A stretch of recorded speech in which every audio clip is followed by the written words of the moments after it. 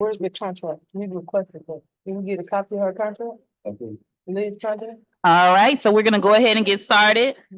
This meeting is a meeting of the Board of Education in public for the purpose of conducting the school district's business and is not to be considered a public community meeting. This meeting is an in-person meeting at 870 Colfax here in Benton Harbor. In addition, a live stream of this meeting is available at the following link. Questions may be submitted beforehand to liz.goodwin@bhas.org or presented in person during the public comment section as indicated in the agenda. Board members may be contacted through the emails listed below. Requests for special assistance, including for persons with disabilities, may be sent to liz.goodwin@bhas.org. I call this meeting to order officially at 6:04 p.m. We will begin by reciting the Pledge of Allegiance.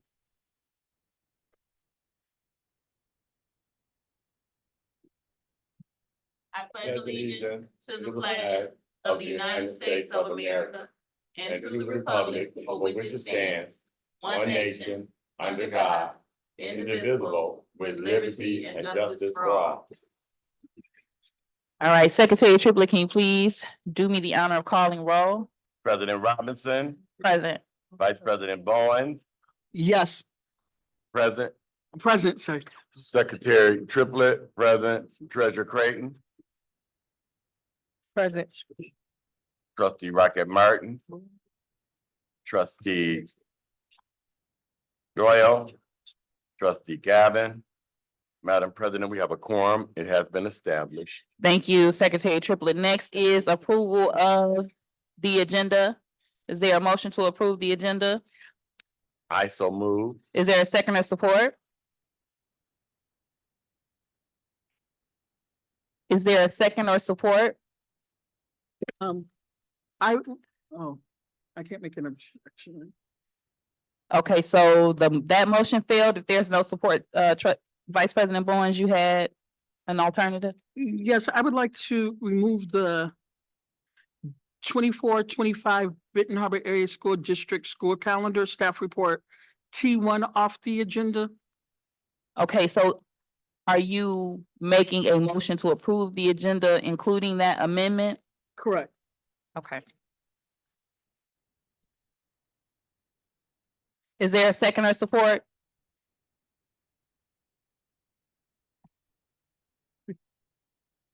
Is there a second or support for Vice President Bowen's amendment of the agenda? All right, okay, so the motion has been made by Trustee Bowens that we approve the agenda as it stands with the modification of removing the 24-25 Benton Harbor Area School District calendar, which is staff report T1, correct? That is Trustee? correct. All right. Any questions, comments, and concerns? Hearing none, Secretary Triplett, please call the roll. What I.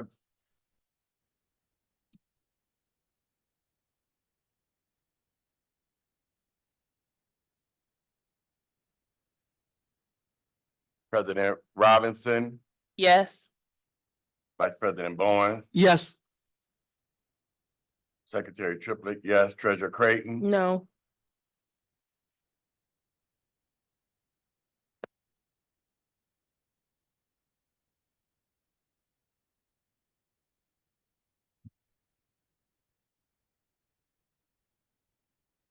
motion carried. Please let the record reflect that Trustee Rocket Martin is present as of 6:07 p.m. Gotta get here on time.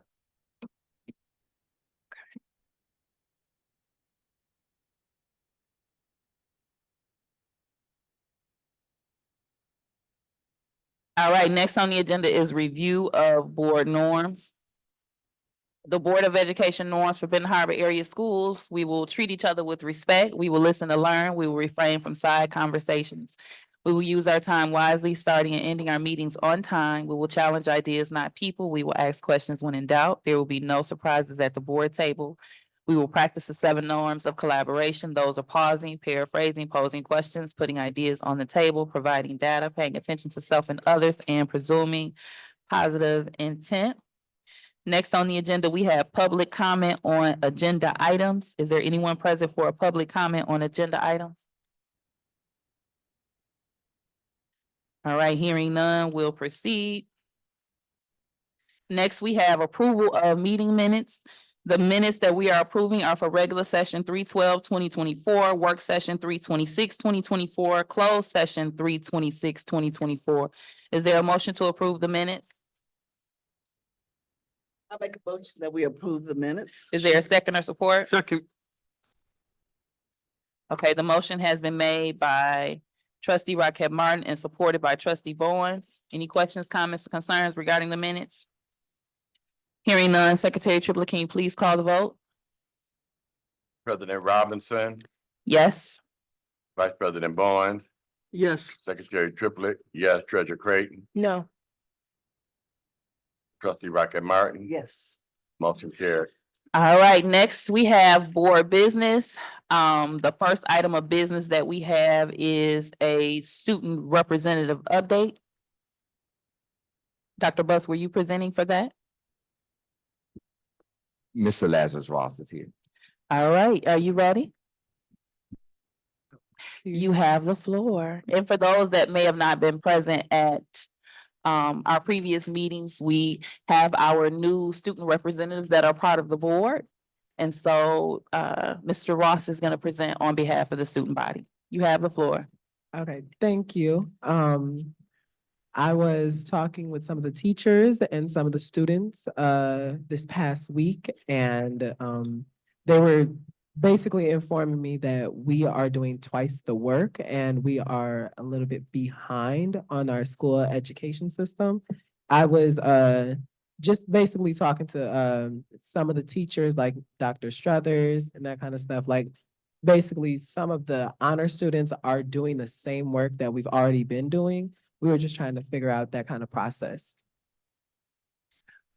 So what you're communicating is that your AP courses are duplicative of courses you've already taken or work you've already done? Yes, like at Fairplain Middle, we do remember some of the same work that we've been doing. So we were just seeing like what was that kind of stuff about. Okay. Okay, middle. Chief Waddell, do you have any clarification for Lazarus regarding the curriculum or what he's referencing? Unfortunately, I don't. Okay, so Mr. Ross, would you be able to send us something? Oh, Dr. Buss, do you have clarification? I was just speaking with Mr. Ross about it, and he was telling me they were speaking with his teachers to make sure that they were getting the pertinent information. It is common to review work from previous years, but I will take a deeper dive into what his concerns are. Okay. Do you have any other updates for us? Oh, no, that's all. All right, thank you so much. Next up, we have Dr. Buss, who will be providing superintendent updates on the partnership agreement and the strategic plan. Thank you, Madam President. As far as the partnership agreement, we will be having a meeting this Thursday. We will be doing some site visits on Thursday on the agenda. I will welcome any board members that would like to come to the meeting. Start time is, if I'm not mistaken, 9 a.m. is the meeting start time. As far as our target benchmarks, so far, we are still looking at the November date to review the target benchmarks for the for the partnership agreement. On the strategic plan goals, each of you have a packet with you that's been placed at your table on your seat with the key performance indicators and the metrics that we're using. So if you take a look through each one of those documents, it goes through for academics and programs. We're still working on increasing student achievement as measured on local and state and national assessments. The NWEAs are upcoming soon. So we'll have that data from those students that are taking the NWEA and other state tests. Also on the academic and programs, expanding tutoring opportunities and summer school offerings. We've opened up the application for summer schools for students for this summer and continuing to work out those details. We're also working out the details for the kindergarten roundup process. For progress monitoring, we'll continue to progress monitor and do common formative assessments to monitor students' mastery of skills and standards. Under culture learning environment, implementation of training and assistance for multi-tiered systems of services and support through the state, our SPDE grant, state professional development grant. We are continuing to make sure that we implement those trainings for the multi-tiered systems of services that is led by our student service coordinator and our chief of student services. Implementation and monitoring the effectiveness of ongoing training for PBIS and restorative justice. At the end of my highlights, I will also be showing you, as far as that is concerned, we have began to receive we received all of the book vending machines today as part of the PBIS structure. And we're excited about those. And we've also installed the mini libraries that I will do on the highlights for the district. On the personnel and leadership, create an in-depth plan for recruiting, hiring, and retaining diverse certified educators. Also provided to you is the updated recruitment retention strategy that Madam President requested in the past, at the past meeting, to let you know what was implemented, when it was implemented, and what is still ongoing. So that packet is available to you. Also, on the personnel and leadership, continue to implement educators' evaluation effectiveness tool that we know will be having some changes as of July 1.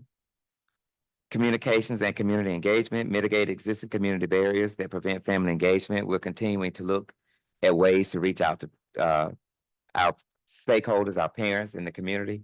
We also have communities in school that will be implemented starting next school year, so we're excited about that as well. Also, on the communications and community engagement, we continue to support and expand partnerships with strategic community partners. We're just continuing on with our partners that we have and looking to explore opportunities with any other partners. Under operations, maintain a long-term budget strategy to align revenue and expenditures. Through our finance committee, we always are looking at maintaining a long-term budget strategy, and we will continue those meetings to ensure to update the public as we have those. Also, under operations, develop a master facilities plan for education.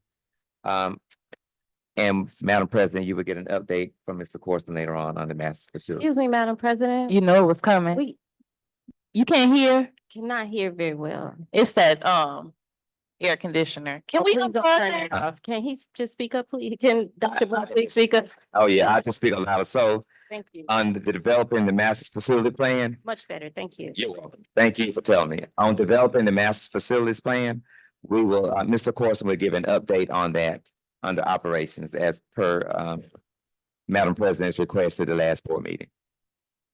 All right, do we have any questions for Dr. Butts? I have a question. You have the floor. So when we talked recruitment, were we We can't talking, hear you.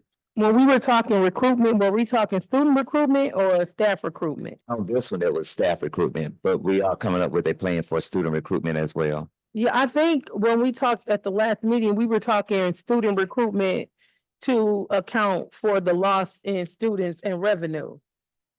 So what he's referencing is when I asked for an update on a previous presentation HR had given on strategies for recruiting staff and what I think happened is we created the strategies, but not all of them were implemented. So he was referencing that update that he's given us, but we did also ask for a plan for student retention as well. So one of the plans, and I didn't have it written down tonight, one of the plans I have already started is reaching out to our Hispanic community where we know we've lost a large portion of them. I had my second meeting with Reverend Cervantes just last week. And speaking with him in reference to our student population, we know this year we now have a subgroup. We have 30 Hispanic students in the district, which makes a subgroup, which we must start to address. So in speaking with him, we're looking for ways now to not only address those students, but to bring staffing in or look at creative ways for staffing to address those students' needs. But I will have a more comprehensive report for you. I was concentrating on this staff and recruitment, and I'm sorry I missed that one. So follow up, is that okay? Yes, ma'am. You have the floor? Okay, thank you. I can't hear you. So the other thing that we talked about is for that over 200 student reduction, we talked about looking at the demographics of those students, and we were promised a follow-up after that last finance meeting, that we would get a follow-up so that we can know actually the demographics of those students.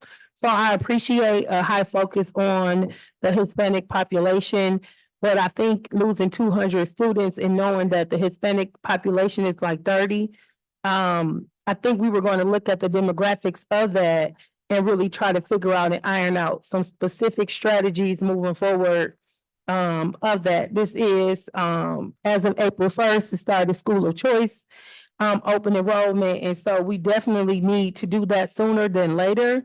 The other follow-up with that, yeah, so do we have an update on that? No, ma'am, not tonight. I will do a follow-up on that. Do we have a deadline? Because we were told we would have it before the meeting. So Mr. Corson stepped out. I can ask Mr. Corson, because I know he's spoken with a company about a campaigning or a recruitment plan. And we was trying to set aside a budget for that. So he's not in here, so I can defer to him, but when he comes back in, I can ask him about it. So we have okay. I'm just like, what I guess my main question is like, we have 200 students that we have lost, and we know that this year. So we also have, and people were campaigning on social media and also in the audience at our last meeting to talk about the 30 or 40 jobs that they wanted to save. So I'm just wondering, with the people that we have, without looking for anyone else, is there something that we can do to stop the bleeding, to stop the loss, and really tighten the walls and figure out what our people want? So my follow-up was regarding that calendar. Have we at all thought about how that calendar can be potentially helping or hurting us as a parent of two children? If you work full-time, it's very difficult to get childcare on Fridays, right, without committing to a full long-term plan. Childcare facilities just can't, they just don't do drop-ins, right? So are there any other districts in our service area or our competing service area that are offering Fridays off? Because if that's a problem, for me as a parent, that would be a major problem, right? It's one thing to accommodate 1 hour on a Wednesday, every Wednesday, and we know that, right? But every Friday or 1 or 2 Fridays a month, that could potentially, and so I'm only giving one example. There are, I'm sure, several things to think about. And so as we roll these things out and we're in recruiting season, that's something to think about. Like if it's something that's going to create another barrier for a parent, then it's just easier for them to go other places. Yes, ma'am. Thank you.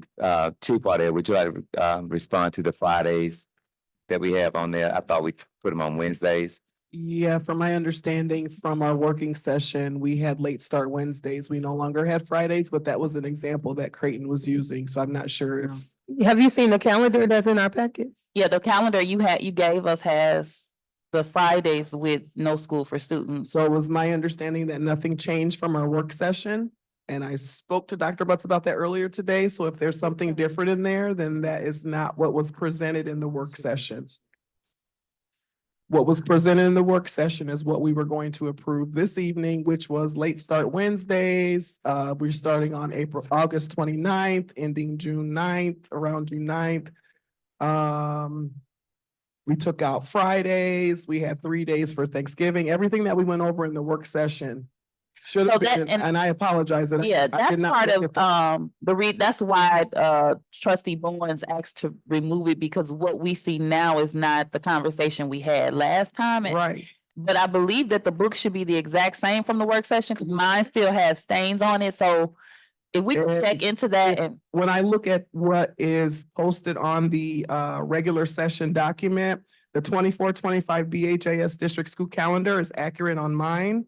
And then the staff report Yeah, the staff report is accurate, so maybe what's in the packet is not correct, but what is actually on the regular, your board agenda, it's accurate. Besides DVD.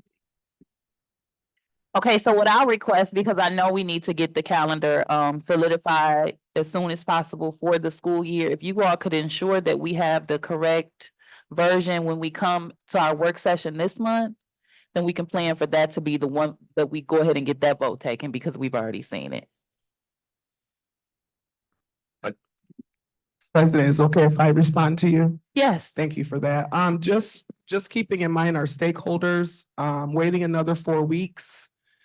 Just, 2 weeks, 2 weeks. the work session. Okay, 2 weeks. Yep. Okay, that's not that bad then. All right, thank you. I have a follow-up to that. Go ahead.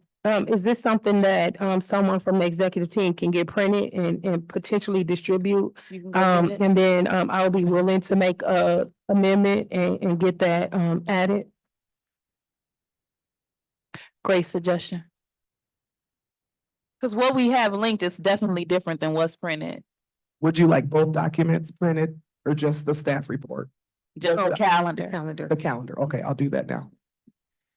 All right, so are there any other questions for Dr. Butts? In the template that you use for the recruitment for staff, we could use the same template.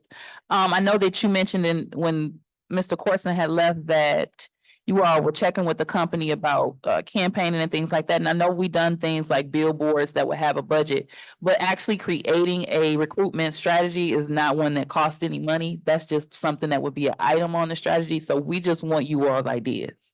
Got it. Yes, Okay. ma'am. And as a follow-up, I want to be really clear and explicit. It's urgent. It's not something that can wait. It's one of those things like applications are going in as of last week. So we need to be making calls. We need to be doing circle time, whatever is needed. I heard someone say, or Dr. Butts say that he's going to follow up as far as the kindergarten roundup. Again, these are things that happen every year, like Christmas. We have to do something. We have people in our district, all hands on deck. We have 300 employees and 1,200 students. Let's do better. President Robinson. Trustee Gavin. Thank you. Dr. Buzz, thank you for the presentation. I apologize for missing a part of it, working late. You mentioned a staff recruitment, and I'm wondering how that relates to. It feels contradictory to put on a list to eliminate 20-something positions and then say that we're looking for a plan to retain staff.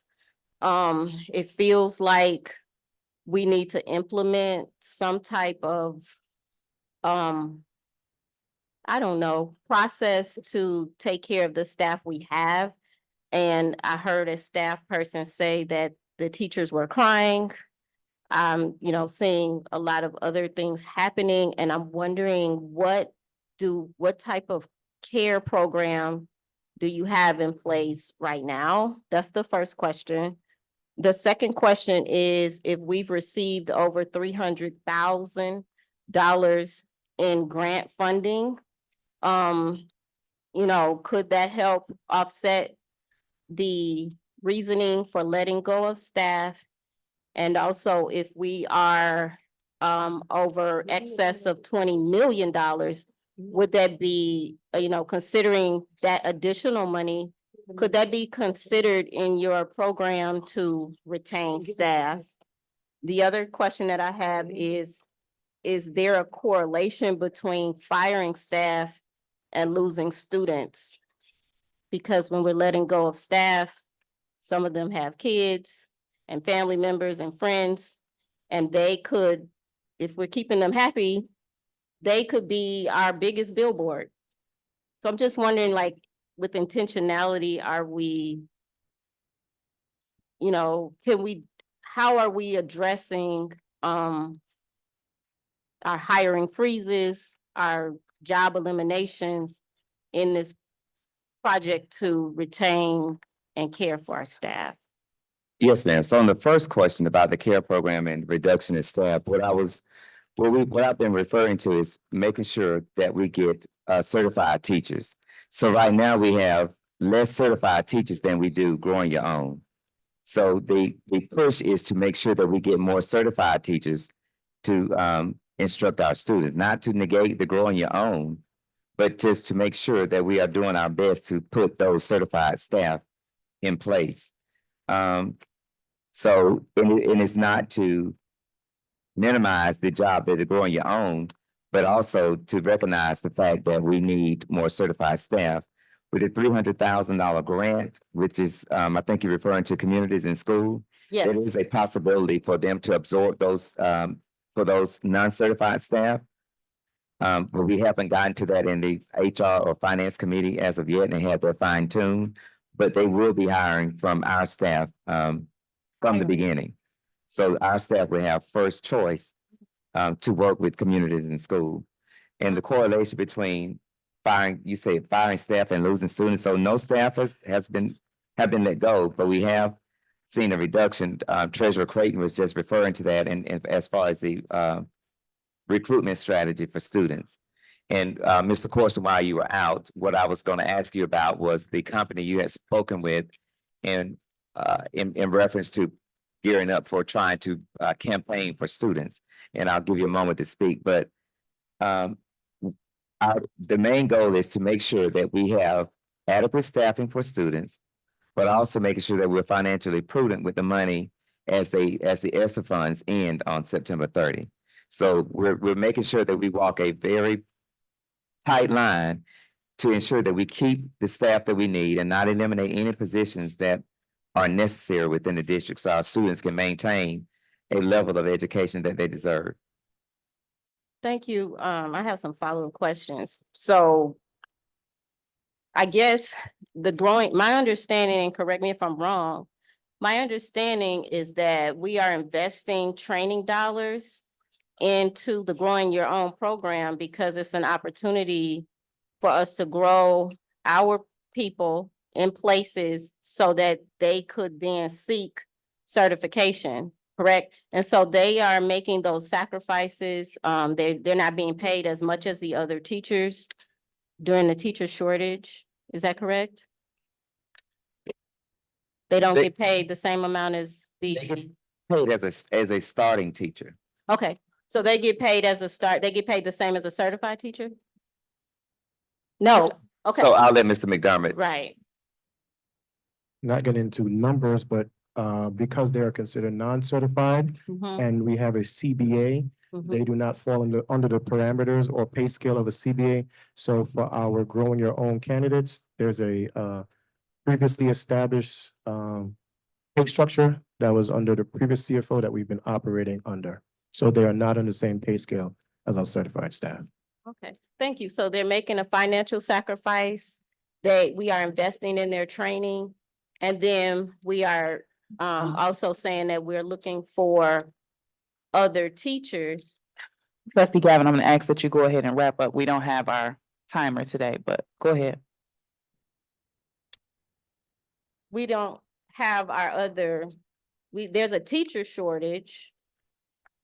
And so I guess what I'm getting at is logically, if you're trying to implement a program to keep and retain and attract staff, we make sure that I would be looking for how you are taking care of the staff you have, how you have addressed the staff who have come here and said that they haven't been able to rescind their resignations after how they've been treated, and how we are taking care of the Grow Your Own program that we've invested in.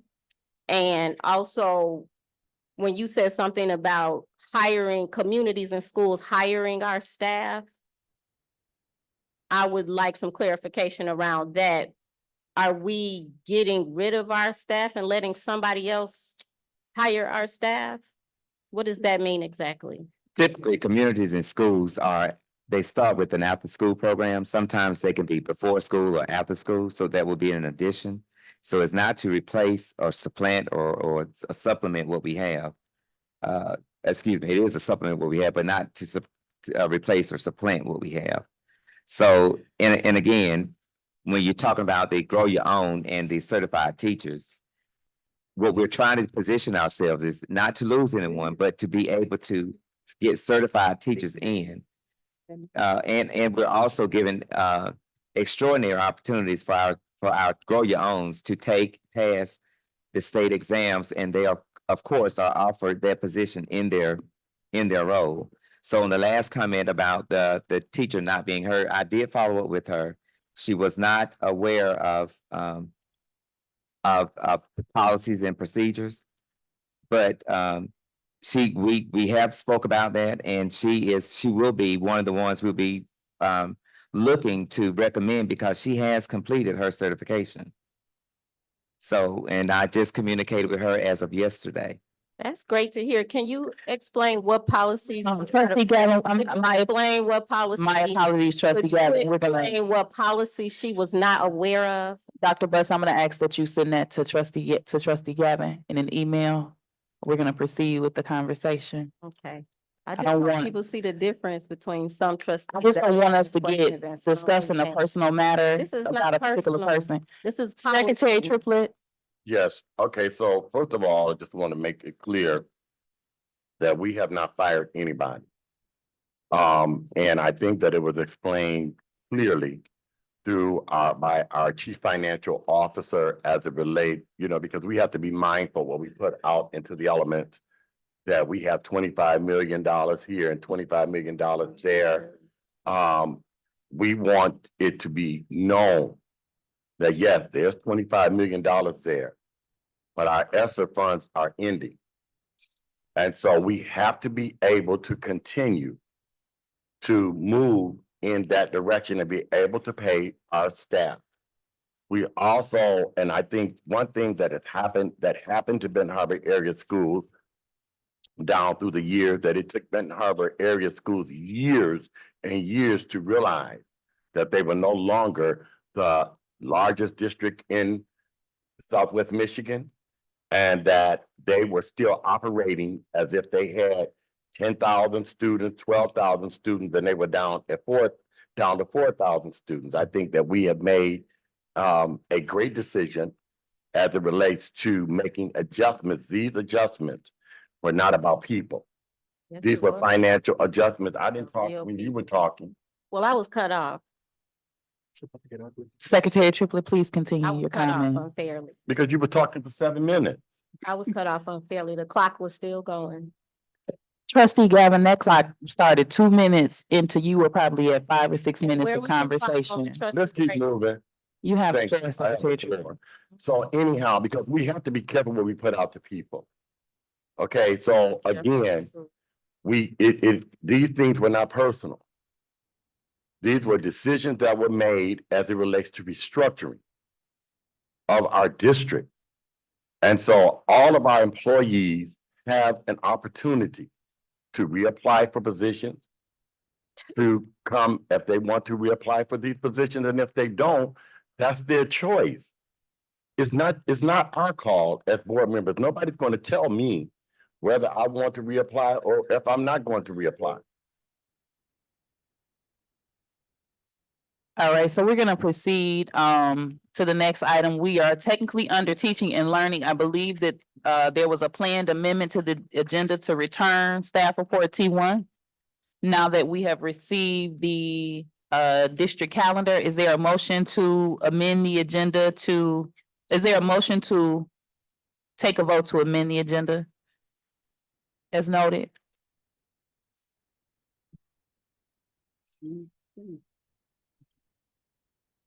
All right, hearing none, we'll just go ahead and proceed. Next we have staff Wait a report. minute, Madam President. Yes, Are you asking for a motion? I thought that we were getting a copy of the calendar so that we could take the vote on staff report T1. And so I was asking for a motion to amend the agenda accordingly, if that was something the board was ready to do. I would like to make a motion that we amend the agenda to vote for the 2024-25 district calendar that was discussed at our previous work session. Is there a second or support? The motion was made by Secretary Triplett and supported by trustee Raquel Martin. Any questions, comments, or concerns? I have You- a question. You have the floor. Sorry, please start the timer.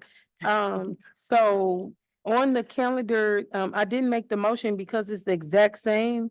And so, it's not that I have an issue. I just have some concerns that there are still 6 days of no school for PD on Fridays. And so I just wondered, is that like something different?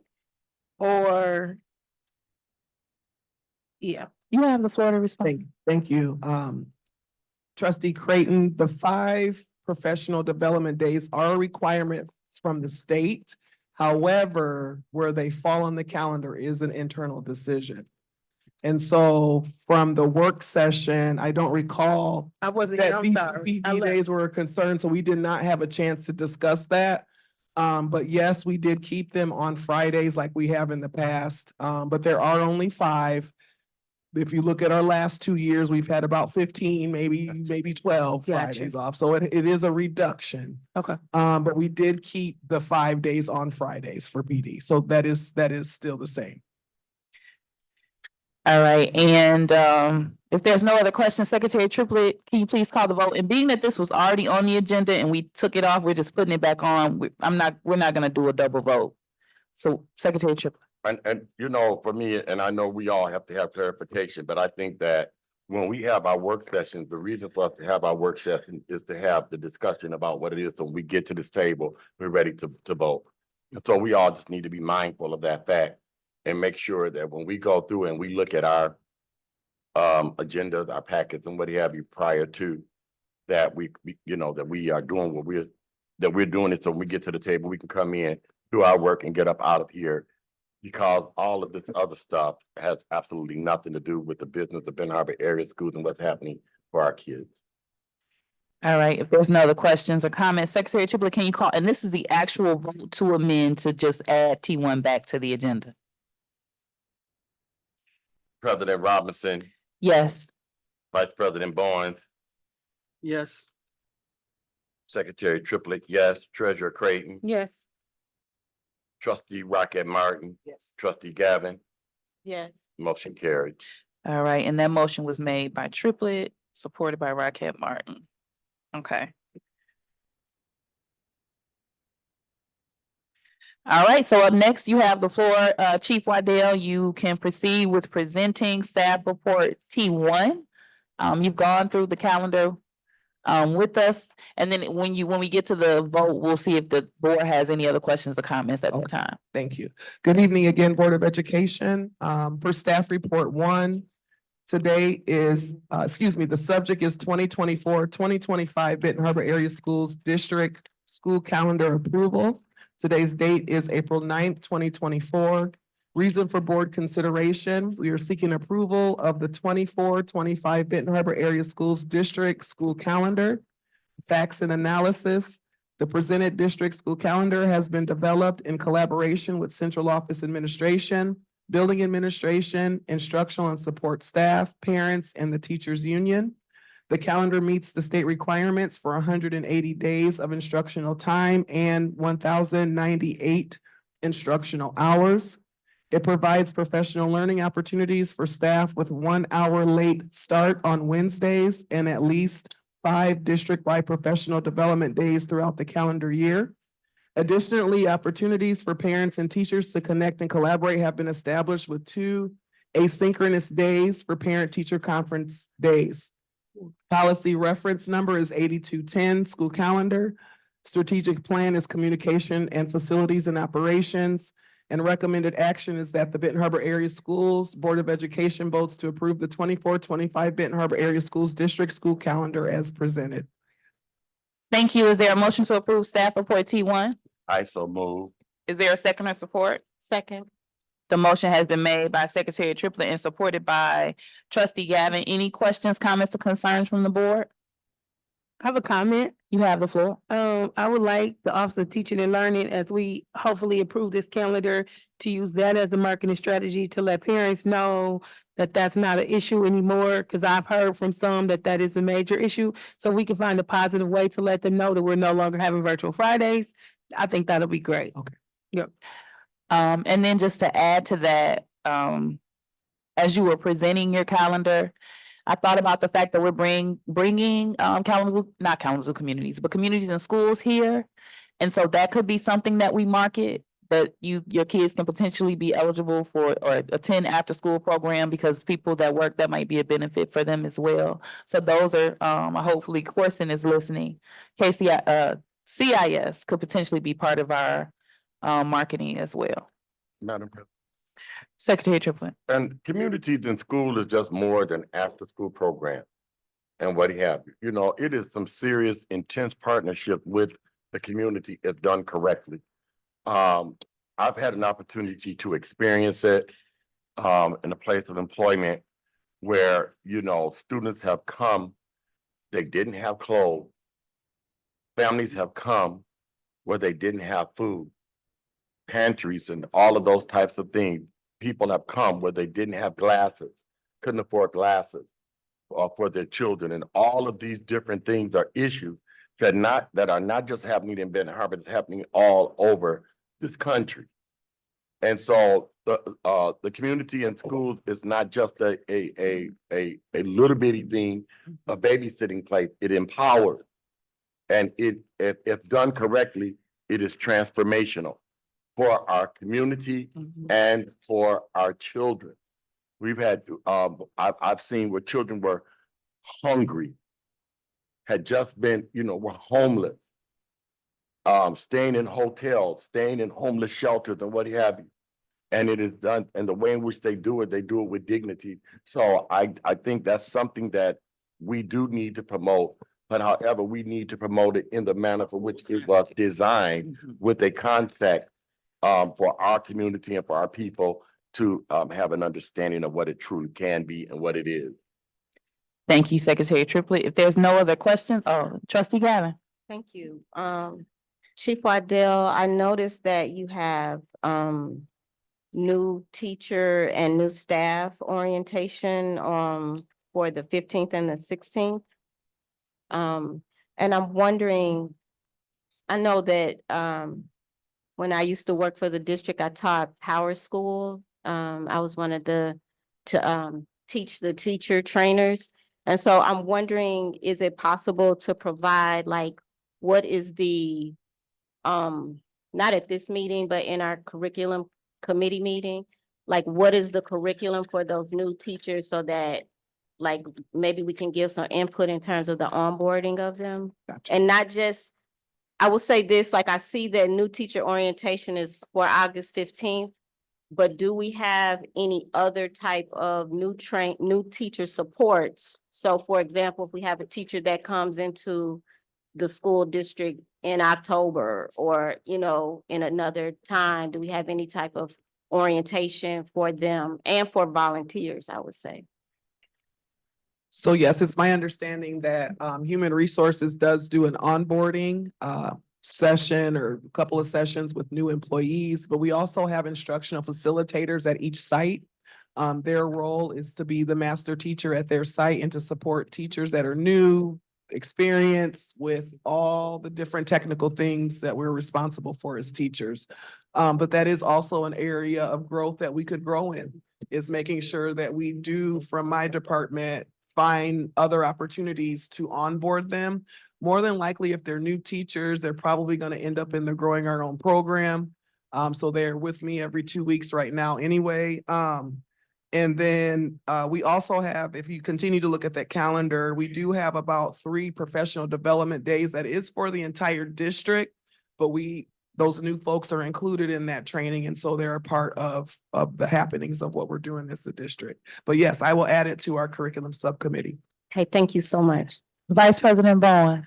Thank you, Madam President. As I stated last week with the late hour start on Wednesdays, that is something I'm, kind of concerned about. However, I did some research and I do know other schools that have late start. Some of them have a latchkey, it's what it's called, where parents can drop them off in the daytime. That can also be a marketing tool that we could use and promote early drop-offs. But I'm hoping we do have a contingency plan if we see our numbers are dropping on that Wednesday. Okay, Secretary Triplett, at this time, I'm gonna ask that you call the vote for staff report T1. President Robinson, Yes. Vice President Bowens, Yes, Secretary Triplett, yes, Treasurer Creighton, Yes. Trustee Rocket Martin, Yes. Trustee Gavin, Yes. motion carried. All right, next on the agenda, we have staff report T2. Thank you. Subject is Benton Harbor Area Schools Course Guide Adjustments for the 24-25 school year.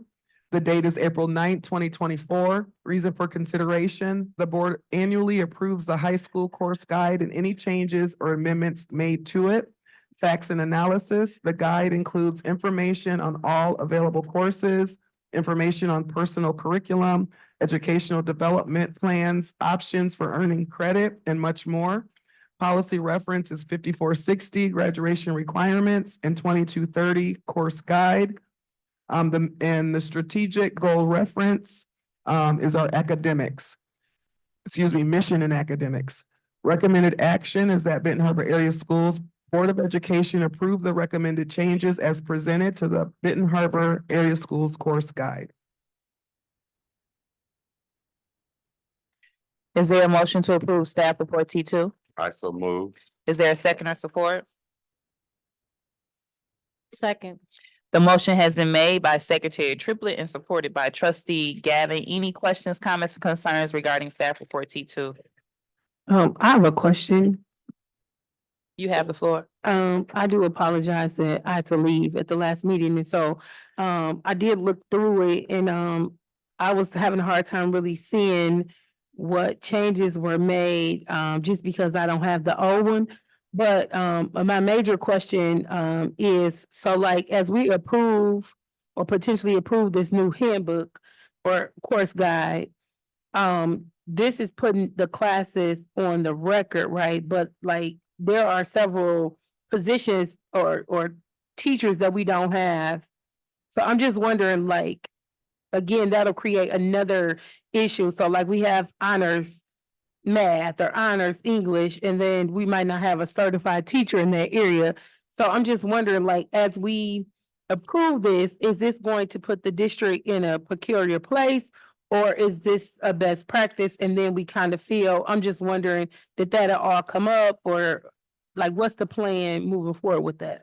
So in working with the team and speaking to your example of the honors classes, right now, when we look at our numbers, the student numbers that would fall in those classes are still falling under the current full-time teacher that we have. It was not to add anyone. Gotcha. So looking at, for example, ninth grade, there might have been a full class set, maybe 30 students that would have fallen in that honors class. So that English ninth grade teacher would have 3 blocks. One of them would be an honors, the other 2 would be regular English. Gotcha. So we planned that, keeping in mind the current staff that we have. It was not to add any additions.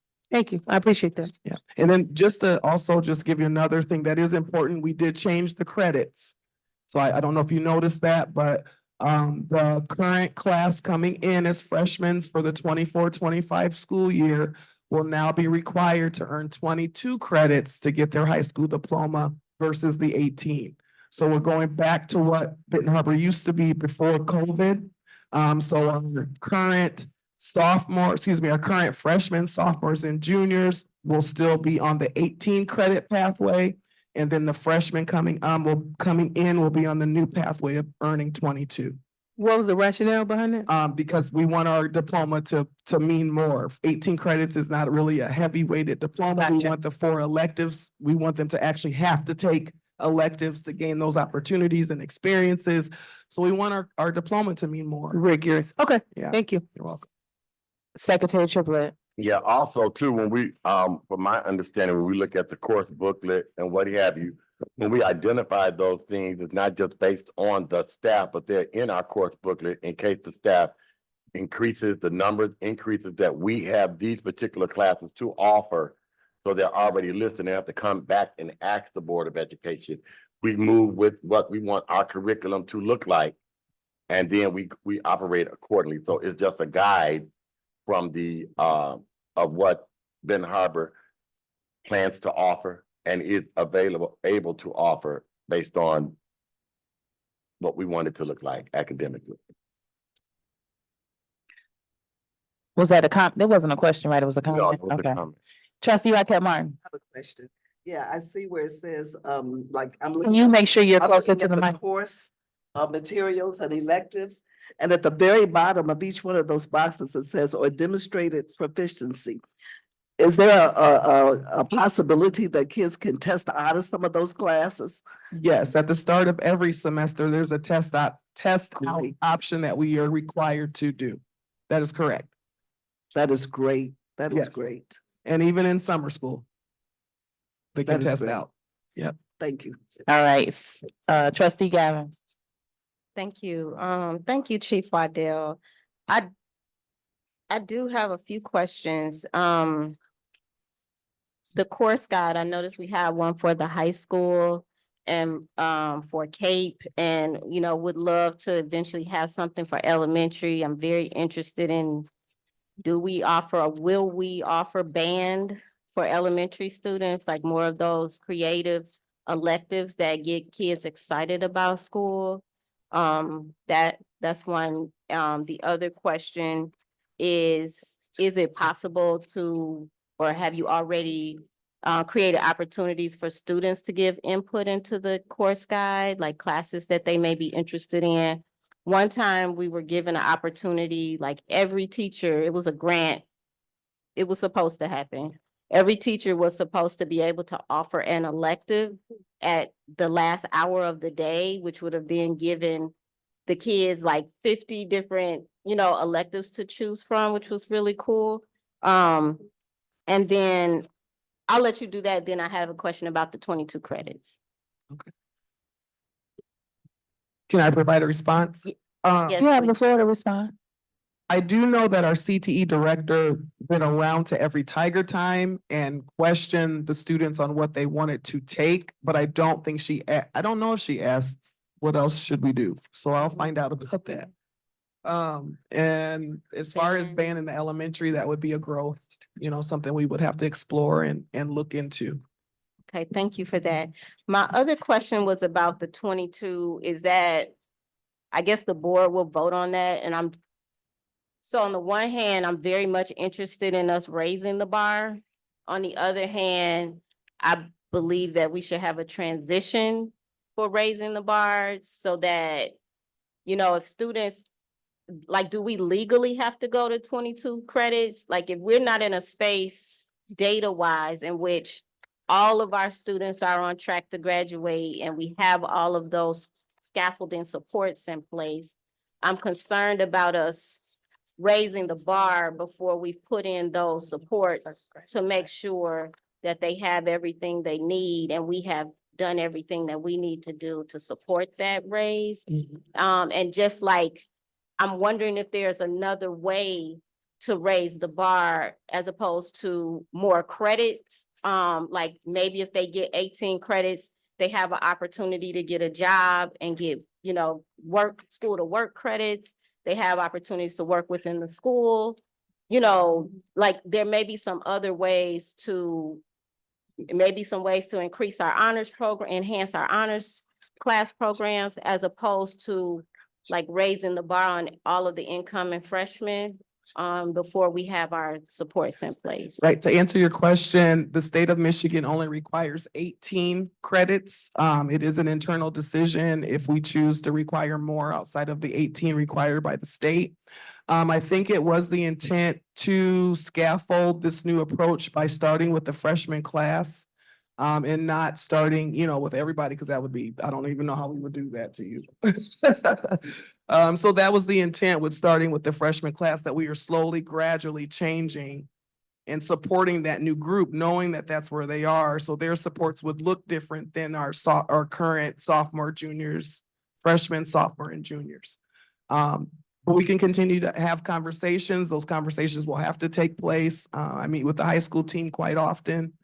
But I think our intent was that we were kind of going slow by starting with that incoming class, and we would look at them differently than the other three classes.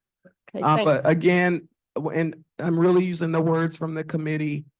We went to a training at Berry and Risa probably back in November, December, when it was all around MMC and what we should require from our students. And, you know, we took away from that we want our diploma to mean a little bit more, you know, and so in talking with the staff that have been here, that were here before COVID, they really think that our diploma should be worth more than what just the state requires, the bare minimum.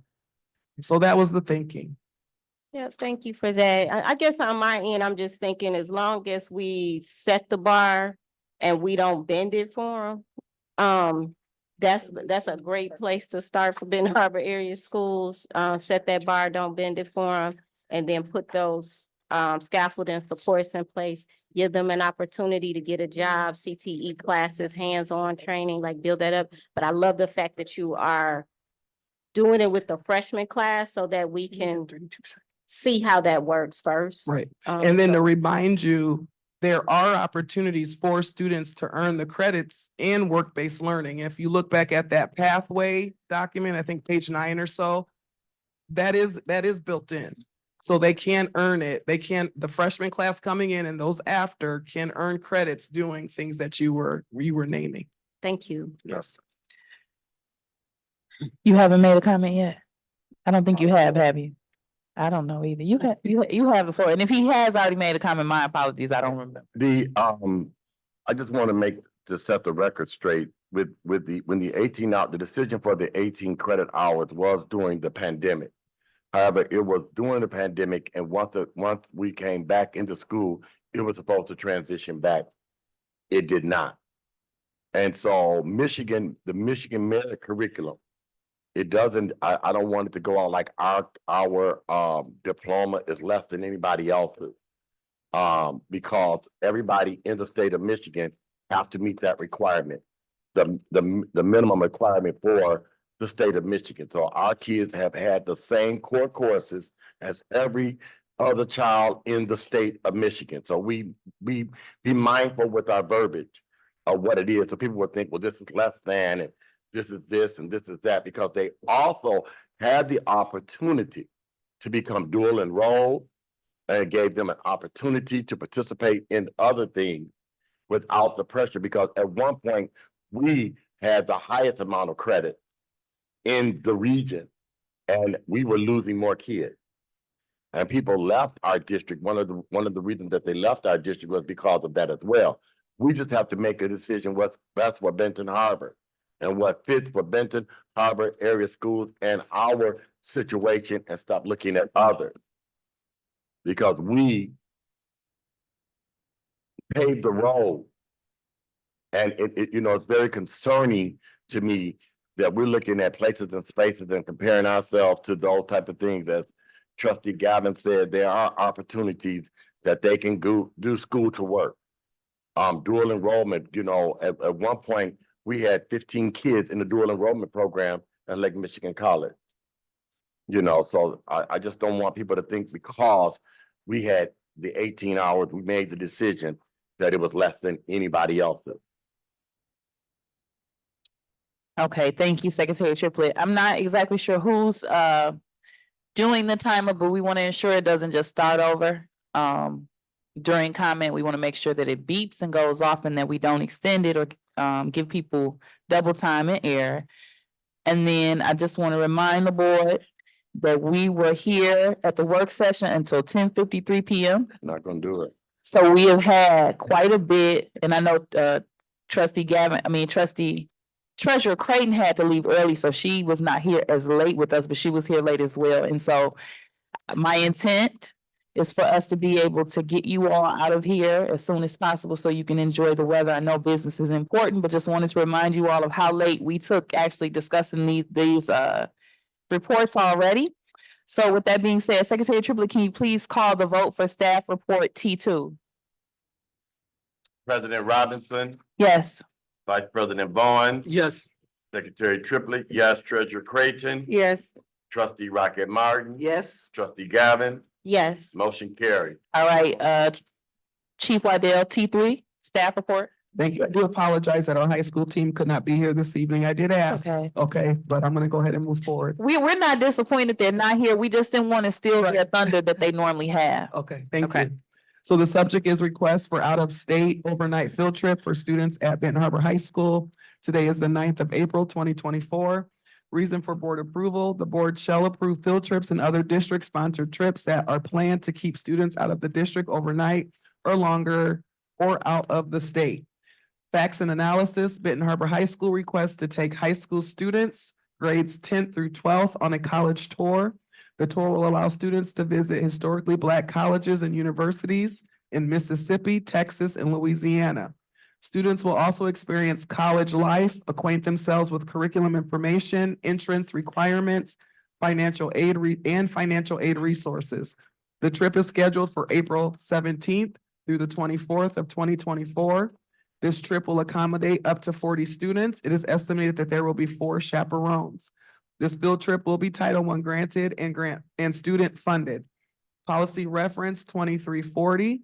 Strategic plan goal reference is academics and learning environment. And the recommended action is that Benton Harbor Area Schools Board of Education vote to approve the HBCU field trip as presented. All right, is there a motion to approve staff report T3? So move. Is there a second of support? Is there a second or support for staff report T3? I support.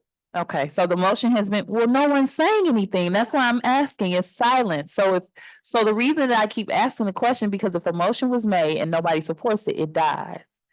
When you looking at me shaking your head instead of saying, I support. Point of clarity, yes. You have one board member who's going, you have another that has a conflict of interest. So let's, acknowledge that. How do you Okay. know that? So the motion was made by Gavin and supported by, Where is this? A conflict of interest for the. was it supported by, oh, it was actually Triplett that supported it. All right, any questions, comments, or concerns? Where is it? I have a question, You have the floor.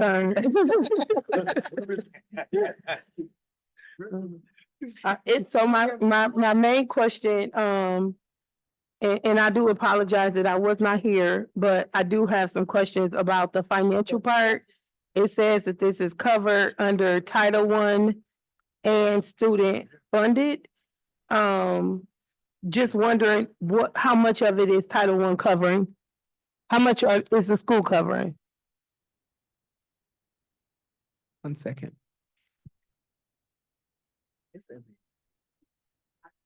I do have on, while she's looking, if you use 3rd page on the field trip document, it does state that the estimated cost is approximately $32,000. All students are required to pay $350. So if there's up to 40 going, but Molly's getting an answer.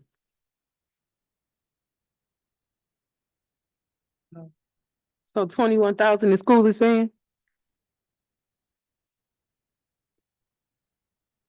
Here comes Molly.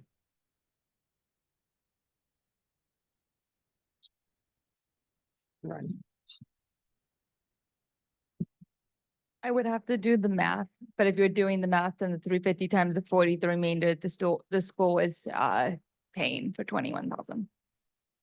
Okay, so my second question is like, how many seniors or student breakdowns? Cause I see that we opened this up to 10th graders.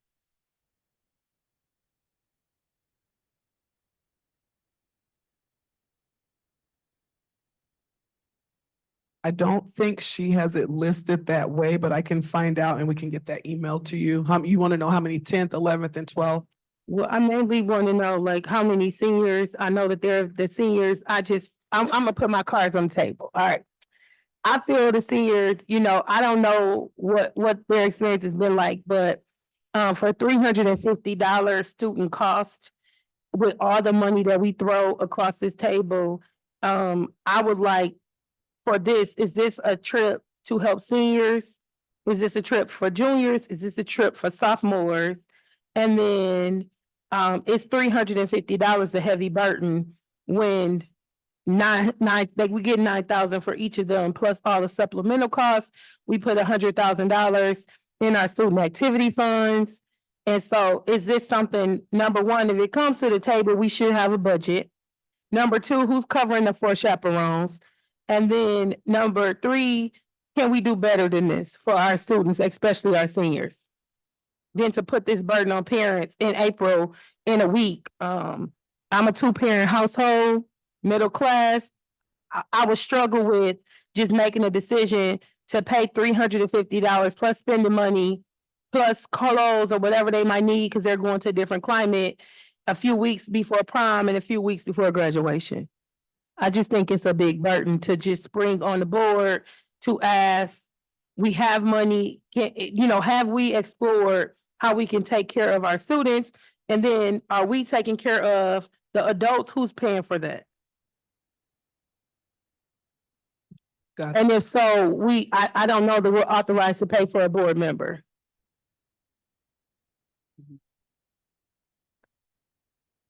Well, the thing, so they were planning to go April 17th through the 24th. Is this date correct?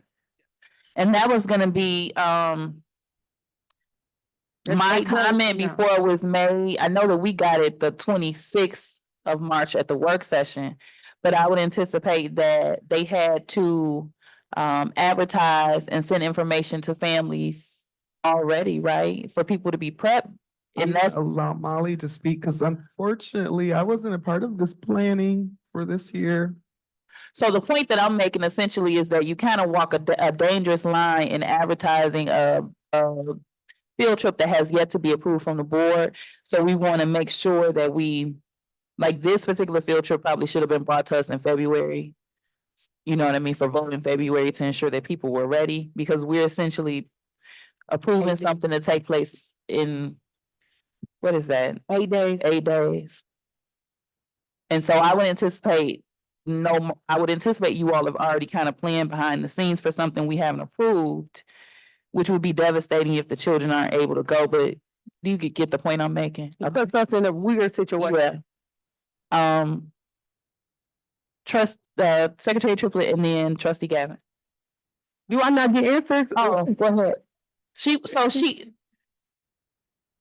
So do we know whether or not the staff the staff and the board member noted are covered? And then the other question was, do we have a breakdown of the students going and are we able to fund them? I think essentially what she was asking. I believe that we had. I can't hear you. Can you hear me now? Yes. I believe that we had used the payment structure we had used in the past in terms of a fee structure. I would have to defer to the high school staff who are planning it to find out a little bit more information. I do know that we had the opportunity to have all of the transportation, which is the highest cost, be covered through title grants. And then we can look at what we need to. But I do believe the high school team had started planning this back in December. I do think we will take notes so that we can get to these trips sooner for board approval. Who signed the permission slip? The request form. Don't nobody know. It says. It's just hard to read it. it That looks might be like Janice. Jennifer, Morant and Dr. Bucks. In March. So again, do I still have the floor? Okay, I got a minute. I'm in support of the trip. I mean, every year we keep running into the same problems at the table and it puts the board in an uncomfortable spot, especially since now we've opened it up to sophomores and juniors. And again, if this trip is educational to help students with post-secondary plans, do we have enough seniors that's going, you know, what are the barriers? Like, is anyone polled to see if they're going, you know, what we can do as a district to support them? Yeah, it just hurts my heart. Like, I was one of those kids that didn't have it, right? So it just hurts my heart that we don't have the information. The trip is planned and we've opened it up to other classes when we might have seniors. Not to put you on the spot, Lazarus, but are you going? Is it on now? No, I did this trip last year as a junior. It was educational for me. This year I did not have enough funds to actually go on this trip since I put all my funds towards prom and graduation. So, we'll have more time. Okay, 14 seconds, even though he used my time. As a board member, how do you feel? Can you speak for the seniors? And what's the sentiment among the seniors? It will be very educational for the seniors to see different colleges and different experiences that they have never been through. Right now, I did not know it was the sophomores that were going. I don't think that was very much of a outbroad idea because they're not ready yet, mindset and mentally. So I don't know about that part, but the seniors should be good. We're gonna go to Vice President Bowens. I thought I was next. Did you have a Yes, question? well, Madam President, can I, I was next, Madam President. can I make, Trustee Gavin? Thank you. What I would say is that we're always excited about the HBCU field trip, and we know that it's coming. So I feel like as a board, we already know that there's a college tour coming up. It's been coming up every year for quite a while. We've been going to Potawatomi Zoo since I was a kid, and I'm almost 50. So what I'm saying is for the, you know, in an effort to be more efficient, is it possible to approve these types of yearly field trips in some type of consent calendar on the front end so that the people who are planning and coordinating know what funds are available to them. They already have our support. All of the questions and all that stuff is kind of answered on the front end, and they feel comfortable doing what they need to do to promote in the very beginning. Yeah, just wondering if it's possible for us as a board or, you know, in collaboration, you know, with the administrative team to get all of those types of field trips that come around every single year, approve them, so that people can do what they need to do. And I definitely agree with helping to take care of any funds. It's an educational trip. It promotes our school in a unique way, and it encourages our students to seek higher education. Thank you, Trustee Gavin. I'm wondering who could start, like, if that's possible, who could start that initiative? Is that something that would happen through Dr. Butts's, you know, on his plate? Is it something that would happen through the chief's plate? Who could start that, or what do we need to do on our end to help support that process? You have the floor. Go ahead. Thank you, Madam President. What we can do is start this summer with the high school staff, with the high school principals, because they are here longer and come back earlier than the other principals. So we can go ahead and I can get a list now as to what the yearly trips are. Like you said, Potawatomi Zoo has been forever. The HBCU tour has been forever. We can go ahead and get the dynamics ready during the summer. Present those no later than August. So that way to give the entire school year for the students. So that is I'm writing those notes down now. Thank you so much. I think that was a great idea as well. Vice President Bowens. Madam President, on this resolution, I would like to make an amendment that two things.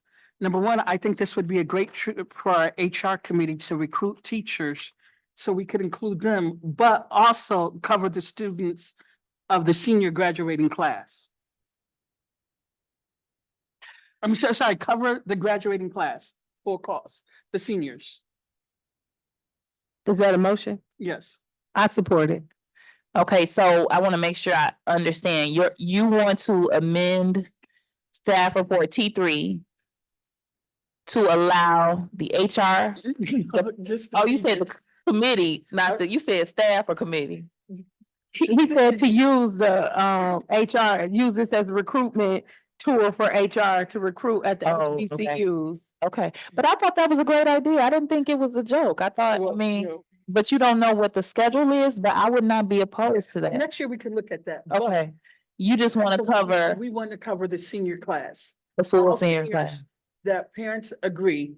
I know that's gonna be requiring more chaperones, but parents agree. We should cover the full cost if they're able to go. So my concern with that would be, we would be making that adjustment without knowing the additional cost that it might cause the district. And Well, we don't know how Two. much, sorry. in 8 days, I mean, I don't think it's problematic to extend it if parents can make it happen in a week to send their kids. So I'm sorry, let's pause for a second. Because right now where we are is in conversation. Is that a legitimate motion to amend the staff To cover report? the senior. It was class. supported. Okay. To cover senior class. The entire senior class? If they are eligible to attend and their parents allows them to go, it should not be at any cost. How many seniors do we have?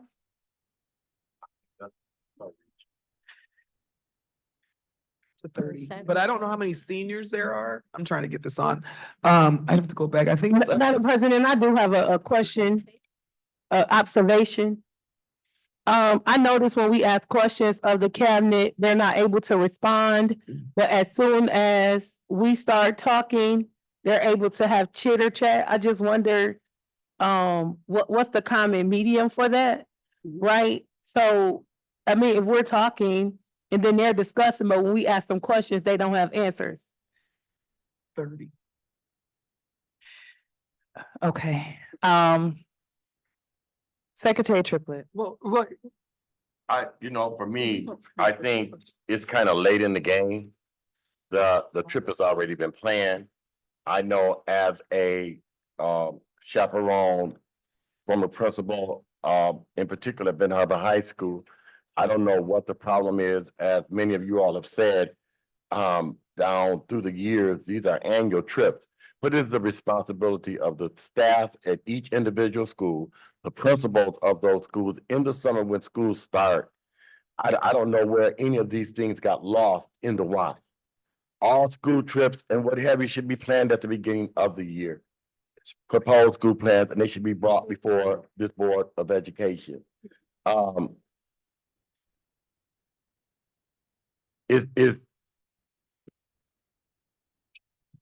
When I look here and you go through and you look at who's going, the name as you guys stated, it put us in a bold position.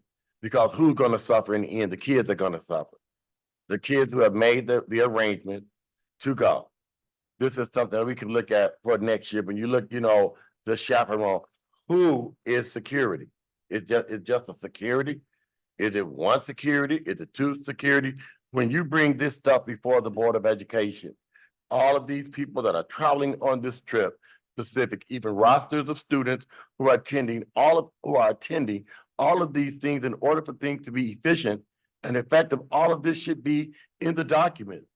Because now we make the decision for our kids to go, do they know who's going? Because if an accident happens, who are we gonna have, how are we going to account for our kids that are on this trip? This is not a game. This is serious business. Like for real, serious business. And so it just, and here we are again in these conversations when this stuff was here at the work session. Madam President, Trustee, Vice President I'm Brown. sorry, we had some questions that were asked by Treasurer Creighton that were not answered. How many seniors do we have? Point of order, I just want to make it clear that there is a motion on the floor. So should we take the vote and then have We the have- discussion? Or how does that work? I wasn't sure if you wanted the answer to the question of how many seniors there are before we take the vote. I thought they didn't have the information. I'm sorry. Yeah, I was gonna say, as I stated earlier, I said I would reach out and get that information, and I actually have, and Jennifer has written me back and stated when she gets home, she'll get it to me. So as soon as I get it, I can email it. I spoke to We them asked earlier. Dr. Butts how many seniors we have. Okay, so at this particular time, there's a motion on the floor. The initial staff report, there was actually, I'm sorry. There was a motion that was on the floor, so trustee Gavin can't technically make his motion in the midst of another motion. I mean, Vice Vice President Bowen. Bowen can't technically make his motion in the middle of the current motion, which was made by trustee Gavin and supported by Secretary Triplett for the staff report as it stands.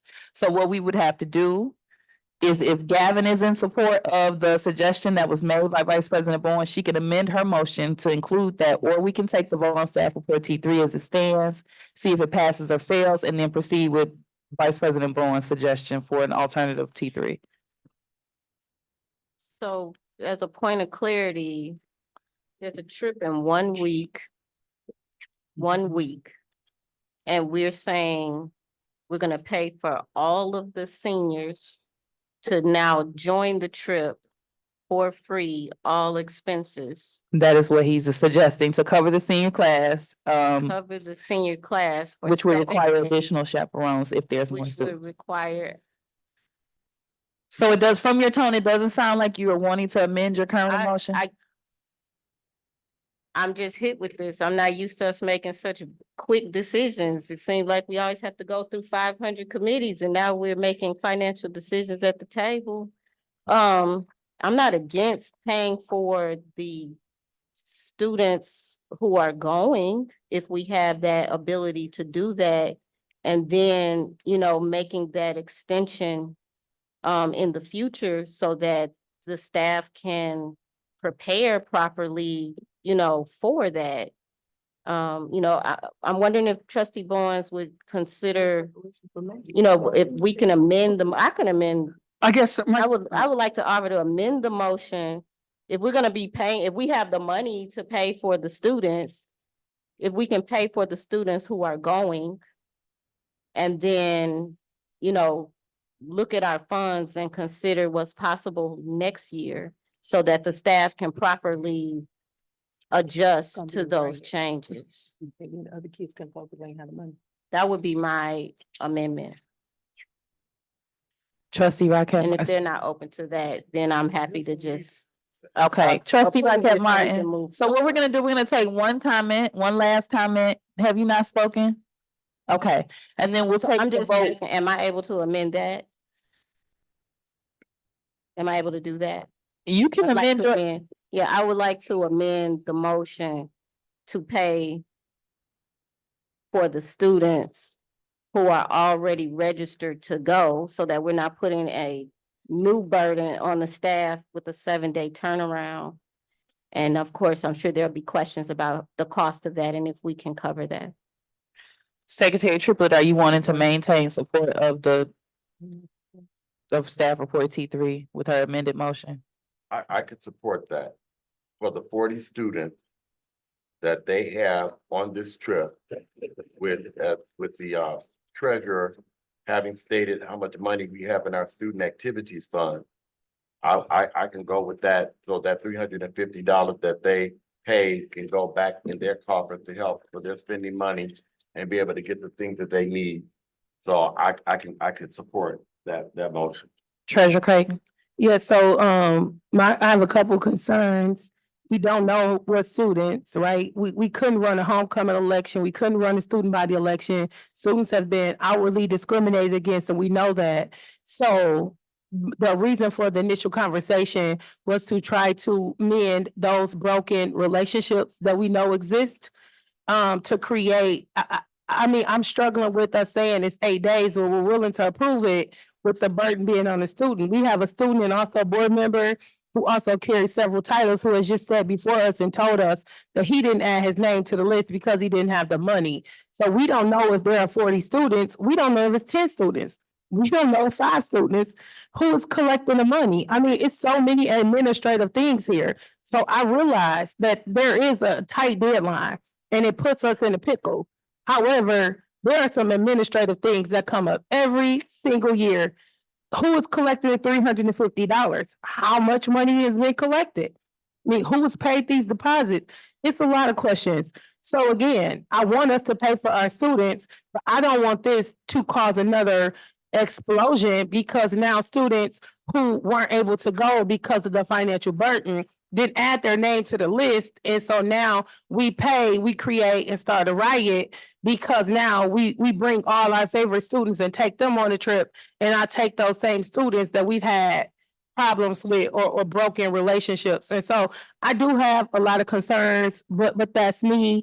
I was a kid. I wasn't a favorite. I wasn't financially stable. So I would probably be that kid. And yes, I'm being dramatic, but I'm being honest. So again, I'm not going to support us paying if it means that we don't know who and what, and this is gonna help. So if we're comfortable, I'm comfortable moving forward with the trip because I know it's gonna be headline news if we don't. However, I wanted to be on the record that I do have several concerns, that there are 3 signatures on this sheet of people that were paid, that we've had people from central office involved, and that we still have so many unanswered questions. And why, like, why? I wasn't here. I'll take responsibility for that. But let's also be aware that we made a motion to approve meetings from 6 to 8. And so to say that we're in here to midnight, that's crazy. And so, yeah, I do have a lot of questions, but why weren't these things already ironed out if you were here to midnight? Okay, so my comment, I will vote for T3 as it stands and nothing different. So I'm gonna ask that Secretary Triplett call the vote. This is for Trustee Gavin's motion to pay for all the students that are attending, that have already registered to attend. That was the only change that she wanted to make to staff report T3. That was supported by Triplett.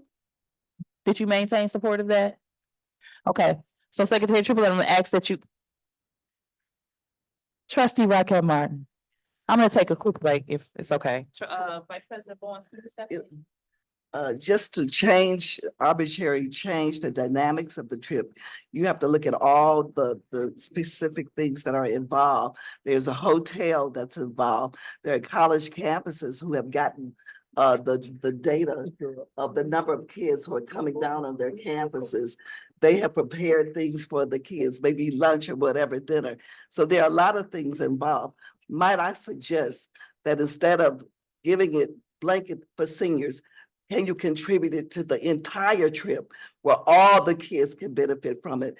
I say that because not only seniors benefit from this trip, but the freshmen and the sophomores and the juniors. The colleges are looking at the freshmen, the sophomores, and the juniors, and they want to mentor a lot of those kids through their high school year so that they can come on their campus when it's time for them to come. And they even offer additional help to them where they can come in their junior year and take classes on campus, work for them, get the money where they're sending them scholarship money to help them through programs, to help them through college.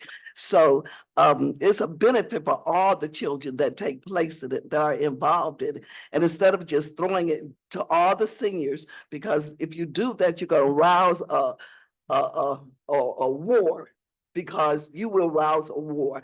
But if you give it to the trip can use it for everybody across the board, and it will help alleviate for everybody. It would help alleviate the financial burden for everybody involved. That's what I would suggest for this trip. Vice President, the motion on the floor is specifically, it's a $350 for each student that is already on the trip.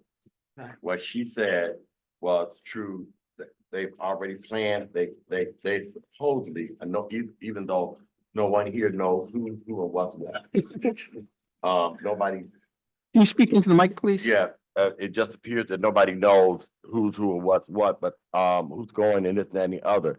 So when I support, trustee Gavin's motion, that was to those students who have paid.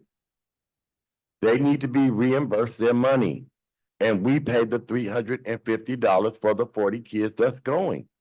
And they can use their money for this trip. Not just to take 300, I'm not supporting this to take $350 for the student and give it to whom?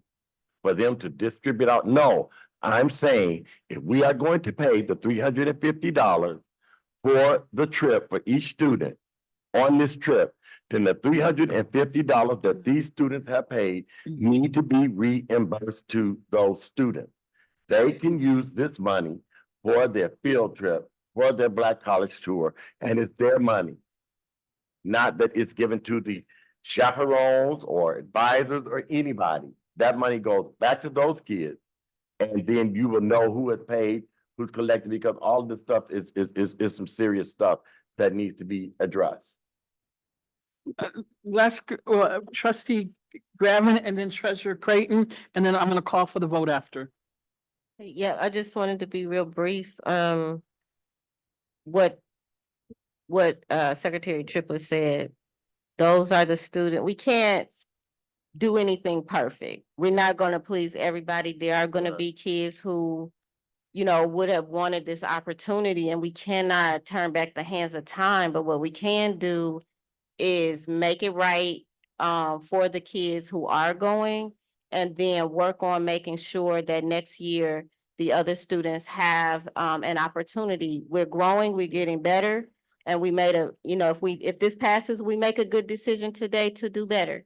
And so we make it right for the kids who are going now, and we work towards this beautiful idea for the students, I'm sorry, call them kids, for the students next year. So that's where I stand, and I don't think we're adding an unnecessary burden on the staff in terms of having to recruit and get all that paperwork together for students who haven't filled out all of that paperwork. Get them their money. Thank you, Treasurer Creighton.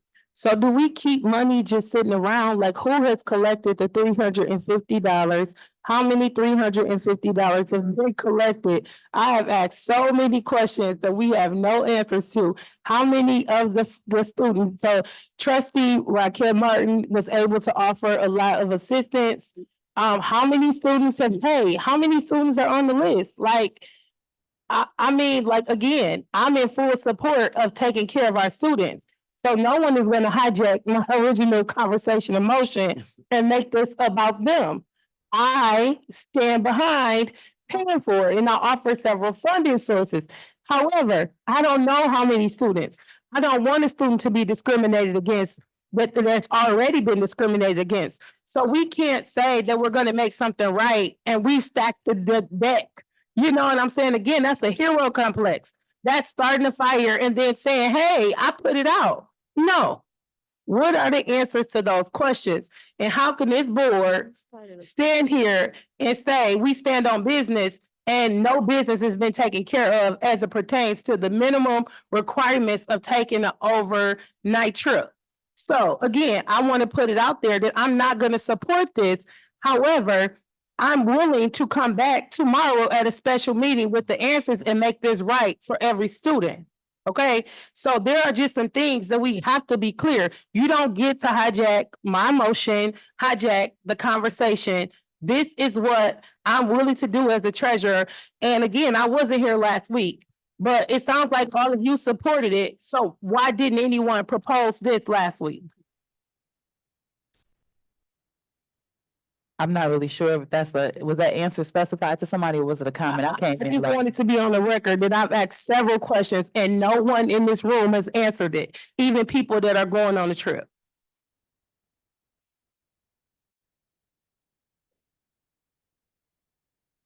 Secretary Triplett, can you call the vote? This is for T3. Amended T3. Yeah, with the amendment What? Can you to say? pay for the students who have registered. Is that correct? That is Trustee correct. Gavin. That The is correct. unknown number of students. Secretary Triplett, can you please call the vote?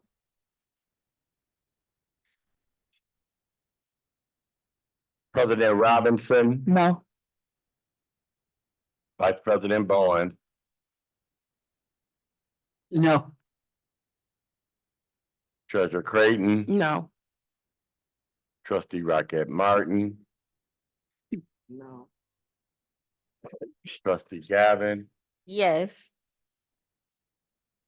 To pay for the kids that are going on the trip. this is for the pay for the kids that's going on the trip.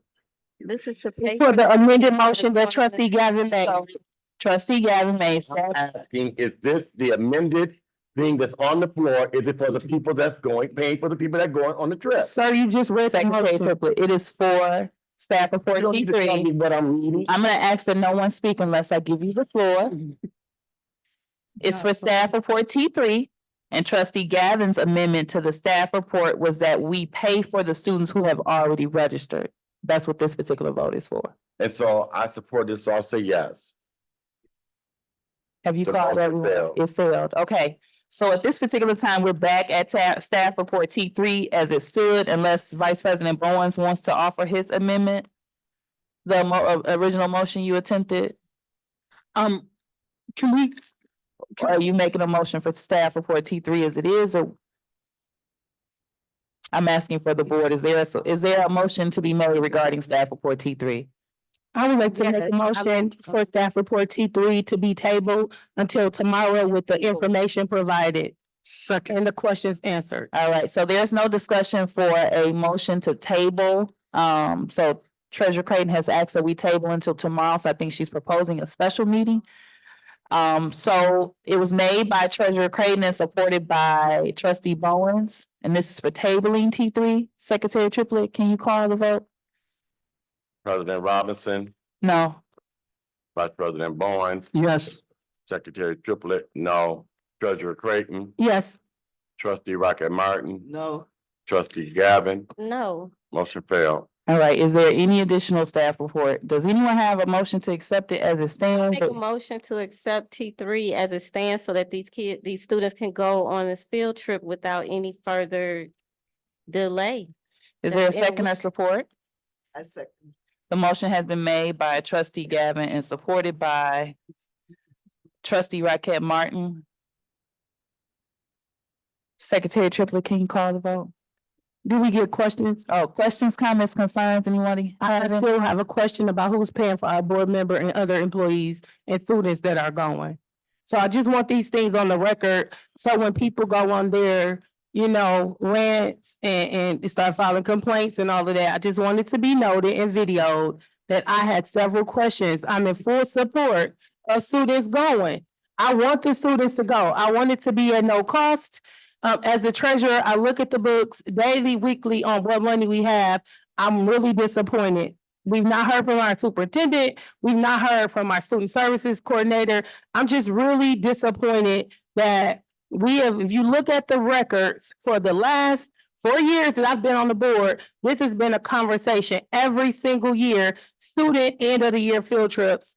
And I sat in on public sessions about ESSER and where we're spending our money. And so it just breaks my heart, again, that we're not putting the money back into our students. Okay, so Molly, do you have an answer to the question regarding is there an expense to staff? Is there any administrative Benton Harbor area schools employee that can answer the question as to whether there is an expense to staff? Or Trustee Rocket Martin, have you been given an expense for attending, or are you just going as a chaperone? I'll say Rocket Martin has indicated she doesn't have an expense. Molly, is there an expense to staff? And Madam President, it's noted, I think everyone feels my sentiment. I don't want you to delay the meeting any further. I feel comfortable making a vote. I just want it to be known, like, I feel like voting forward and them having to pay $350 is like blood on my hands. And so I just want you to know that, and we can move forward if there are no other questions. I have a comment, President Robinson. Trustee Gavin? Okay, so I just want to be clear that I would never hijack anybody's motion. I made an amendment to the motion. One, I would love for us to pay for everybody to go on these trips. I would love to do that. I also understand that the trip is in 7 days. And I'm thinking about the staff that has to coordinate that, and what it would take to promote and plan and offer a free trip to all seniors in a trip that takes 7 days. If they want to do another trip for seniors, I think that would be great to do something like that. But for this trip, if there was a beautiful idea on the table to pay for the students, I don't understand, why, we all have a right to do that, but why vote down the motion to pay for the students who are registered to go on the trip? So all I'm saying is, if we can, if that was voted down, I respect it, I disagree, but I respect it. I'm hoping that we would just go ahead and vote to, let them go, since we didn't want to pay for them. And then we just move on and maybe do better next time. I think it was a great idea, and maybe next time we can honor, I think it was, I don't know if it was Treasurer Creighton's, I think it was Treasurer Creighton's idea. We could just honor it for next time. Okay, so before we go, because we have, we've had 2 sets or 3 sets of discussion on this. Secretary Triplett, was it you or Raquel Martin that made the support? Because I think that there's a conflict of interest in Raquel Martin participating in the vote, being that she's essentially approving a field trip that she goes on. So I believe the first time around it was Gavin with the support from Triplett, but the second time, T3 as it stands, I believe it was Gavin supported by Raquel Martin, but I think it would be a conflict of interest. I think she would need to abstain. So are you maintaining your support of T3 as it stands? Looking at T3, T2, I got really confused, but I guess we're going back to The original the original staff report that you supported. staff report, so I can support that. Okay. We are coming. Yeah, so I want to say, too, for the record, I feel the same way that Treasurer Creighton feels. And this has been something that I've been saying for a long time. We've had millions of dollars. And none of this has ever gotten down to our kids. And it's just not right. And I mean, I honestly feel that way. I don't know all of the dynamics. And so people think, our responsibility is governance, oversight, and accountability. But the way in which things come to us and the way in which things come towards us and the information that we know, it is very, very difficult. So I wasn't up here being shady or supporting any individual thing because I feel the exact same way. I don't know who's on the trip. This is the way in which things are presented to us on a regular basis. There are things that that things need to be more thorough. And you can't, when you ask a question, nobody knows. Nobody here from central administration can give you a straight up answer about anything that's coming before this Board of Education. But again, we make decisions on behalf of our kids and for our kids. So we bite the bullet, accept it instead of holding people accountable. I don't want to get into personal things. But our kids have been hurt by people's actions and everybody just looks straight ahead. But when it comes to them, then everybody's so hurt. It's a bit much. Secretary Triplett, can you please call the vote for staff report T3? President Robinson, Yes. Vice President Bowens, Yes. Secretary Triplett, yes. Treasurer Creighton, Yes. Trustee Rocket Martin, Trustee Gavin, Yes. motion carried. All right, Ms. Waddell, can you please proceed to staff reports T4 and T5? Yes, thank you. Subject field trip to Potawatomi Zoo, date April 9th, 2024, reason for board approval. The board shall approve field trips and other district-sponsored trips which are planned to keep students out of the district overnight or longer or out of the state. Facts and analysis, Martin Luther King Jr. Elementary requests permission for their first grade students to visit the Potawatomi Zoo in South Bend, Indiana. After observing the animals, students will compare and contrast skills to discuss and explore similarities and differences of animals. The trip is scheduled for Friday, May 31st, 2024. This trip will accommodate an estimated 75 students. It is estimated that there will be 10 chaperones. The field trip will be funded with Title I federal funds. Policy reference is 2340. Strategic plan reference, academics and learning environment, recommended action that the Benton Harbor Area Schools Board of Education vote to approve the field trip to Potawatomi Zoo in South Bend, Indiana. So moved. Support. The motion has been made by Treasurer Creighton and supported by Trustee Bowens that we approve staff report T4 regarding the field trip to Potawatomi Zoo. Any questions, comments, or concerns from the board? Hearing none, Secretary Triplett, can you please call the vote? President Robinson, Yes. Vice President Bowen, Yes. Secretary Triplett, yes. Treasurer Creighton, Yes. Trustee Rocket Martin, Yes. Trustee Gavin, Yes. motion carried. All right. And I'm sorry, Trustee Rocket Martin, you didn't vote on the college tour, did you? But you could abstain. It should technically be an abstain. It has to be recorded as it was. Okay, we'll proceed. Come on, let's go. Staff report T, how did you?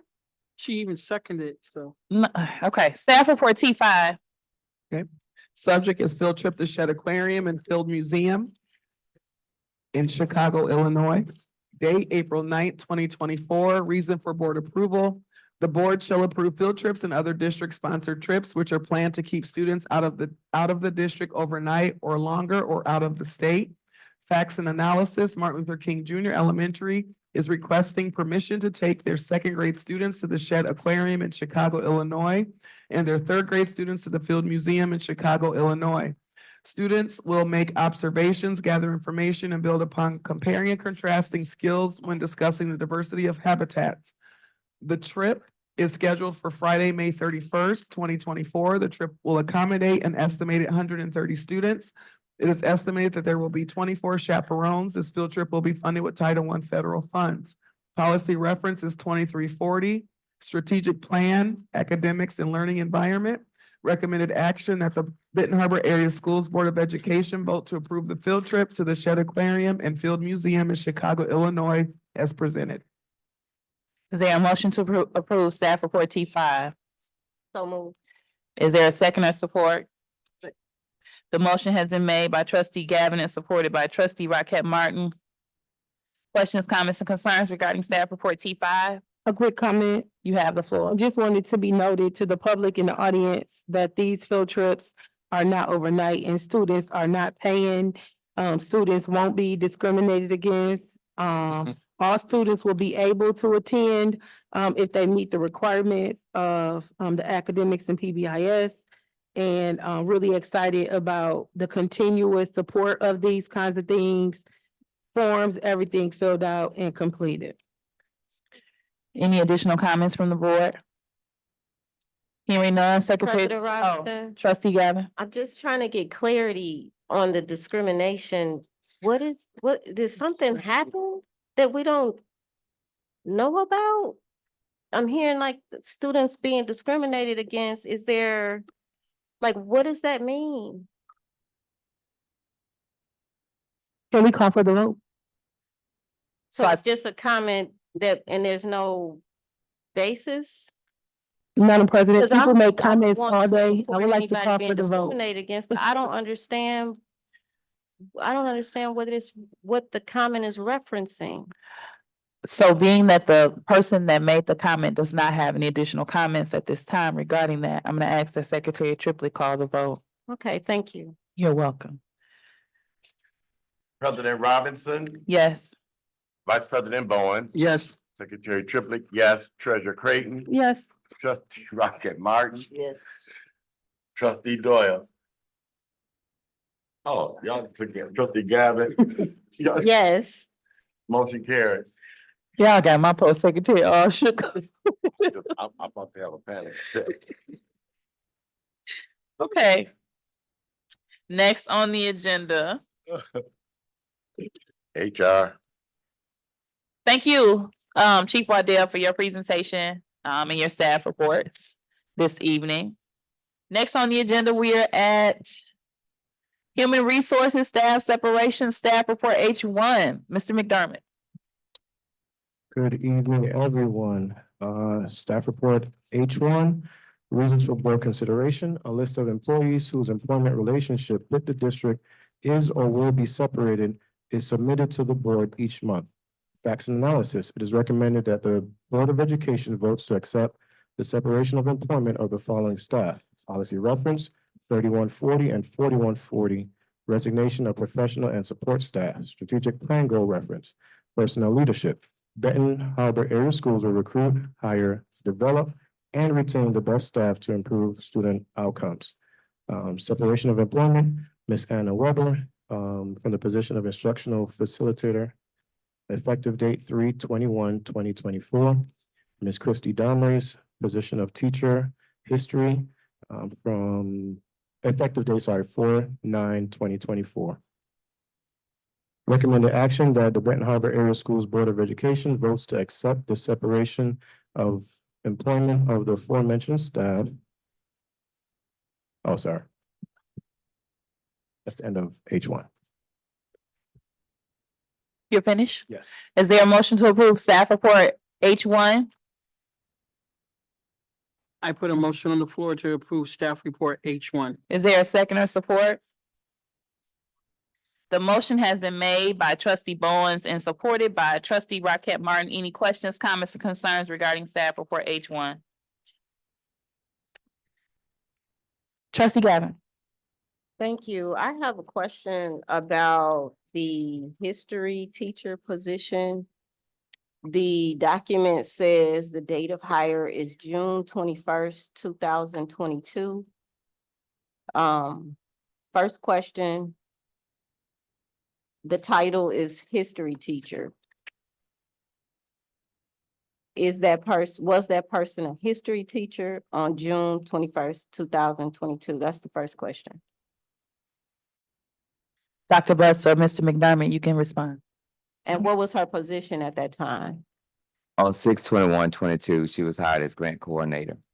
She was, on what date did she retire as grant coordinator?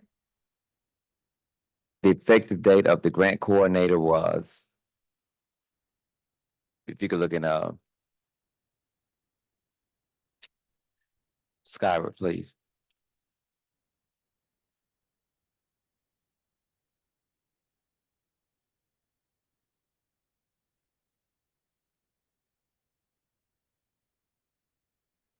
Madam President, is it okay if I ask? Are a we quick waiting for an question? answer? I was just. Yes, they checking the Skyward Oh, right now, okay. so I can tell you the date of change.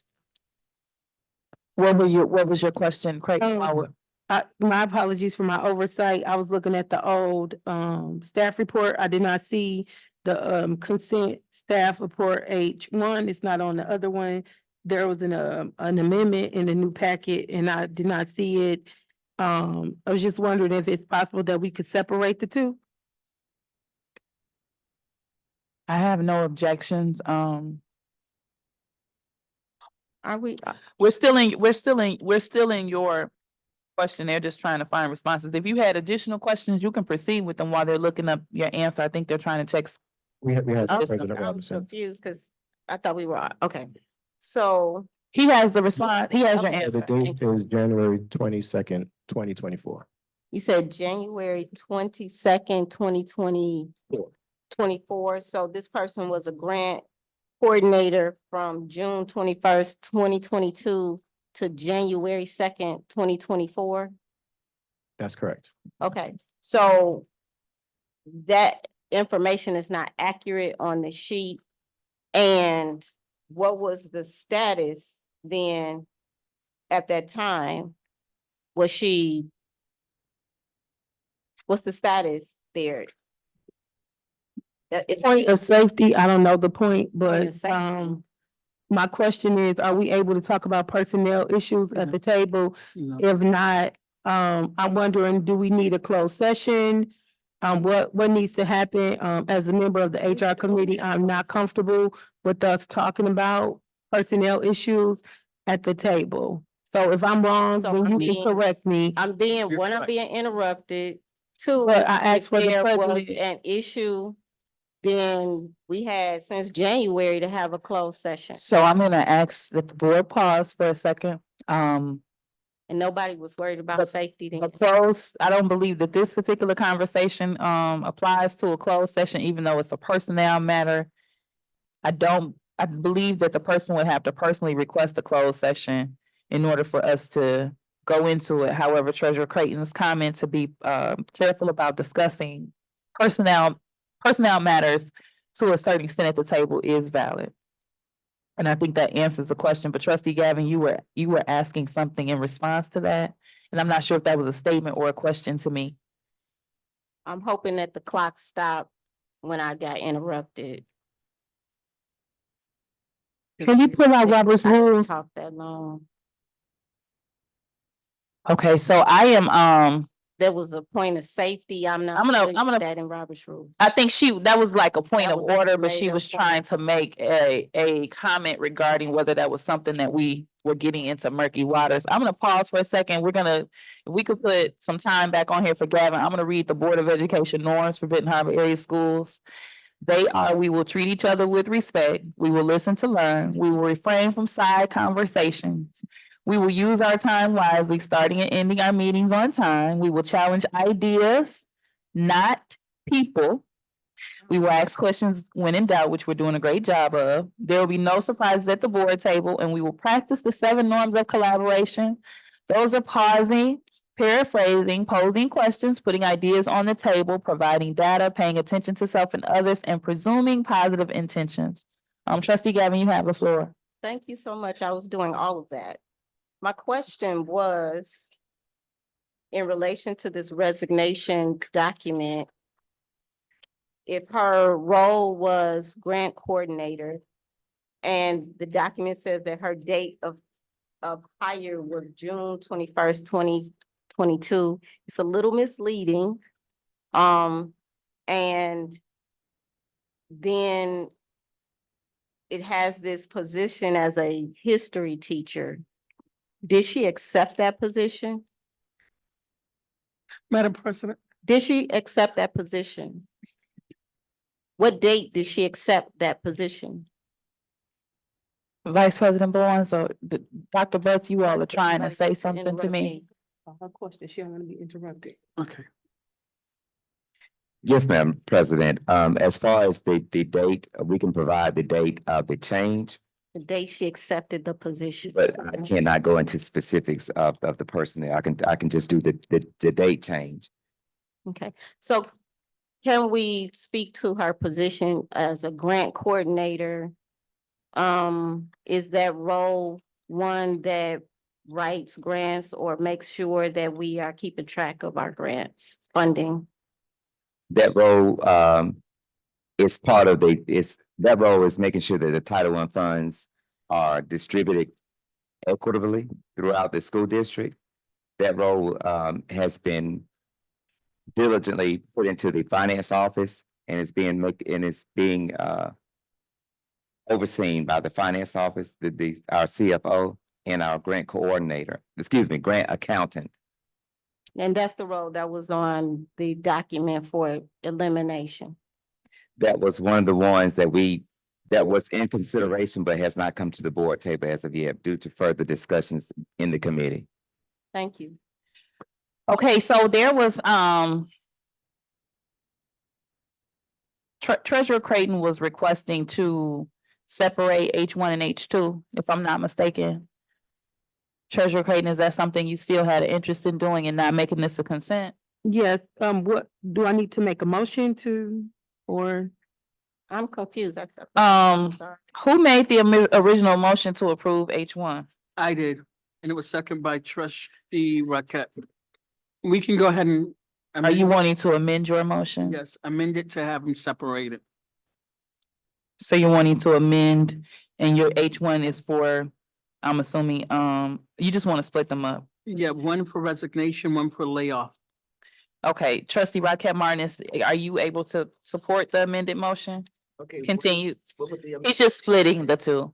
So H1 would only be Weber and then we would create a H2 for Dom Reyes. Okay, so we're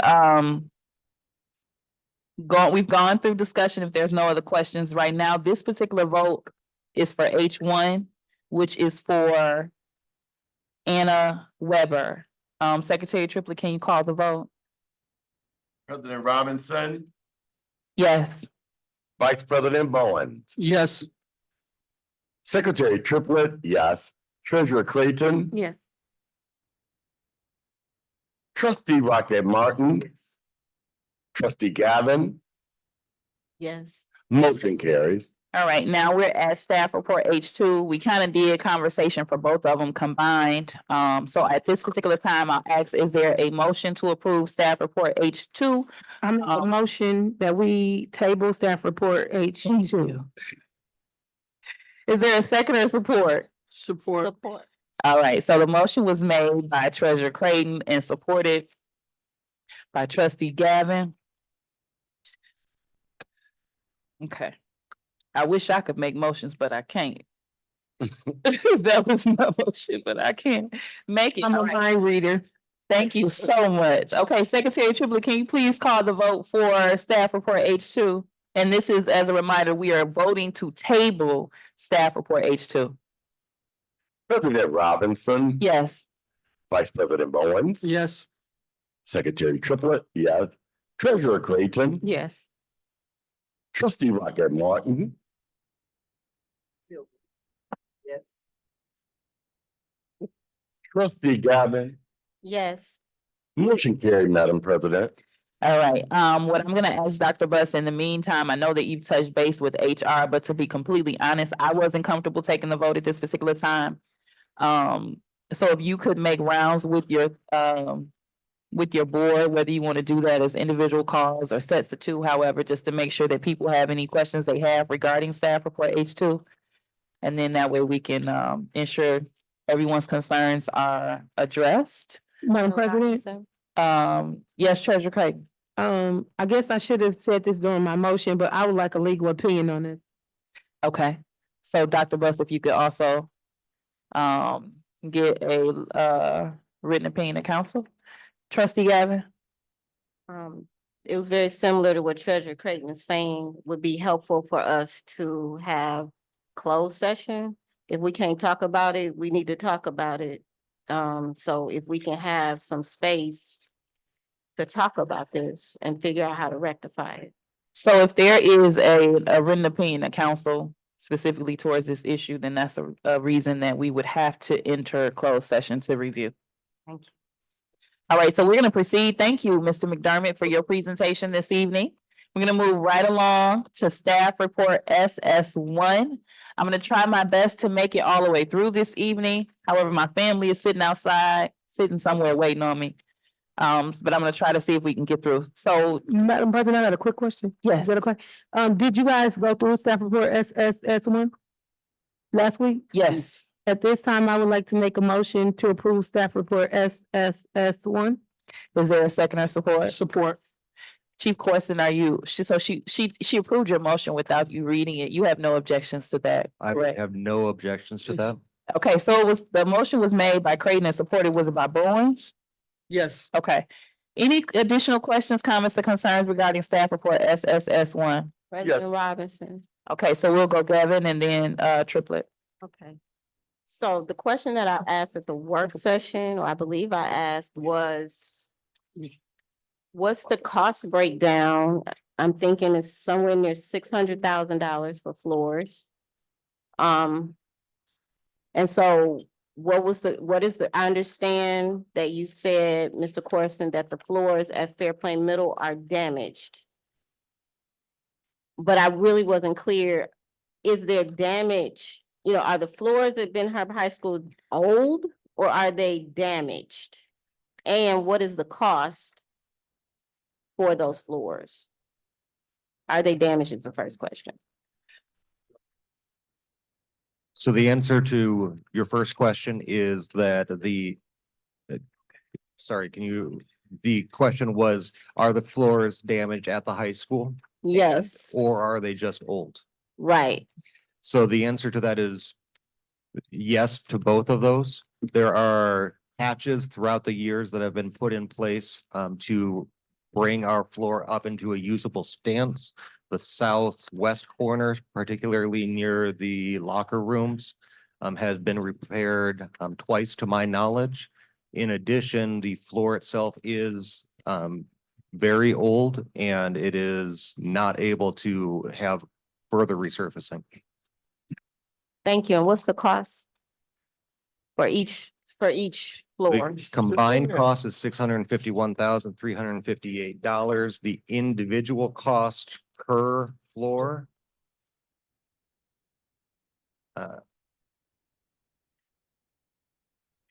The individual cost per floor, the high school is $480,795 and the middle school is $170,563. The primary difference is the size of floor as well as we're putting in two different systems for one for the high school and one for the middle school that are slightly different in their performance. And you've compared the rate that we're being charged for these floors Yeah, so this is our, as compared to how other schools are being charged and how other companies have estimated the cost. yeah, so this is already pre-bid through Omnia, and so it ensures that we get a competitive rate for these floors. Okay, so I want to thank you for that. And the first thing I'll say is that when we're talking about upgrades to our schools for our kids, I'm gonna support those types of motions. And also, I don't think our floors are more important than our staff. So if we got $600,000 for floors, then we have funds for people. And if we're making motions on the same day to eliminate positions because we don't have any money, but we're saying we got $600,000 for floors, then something ain't right.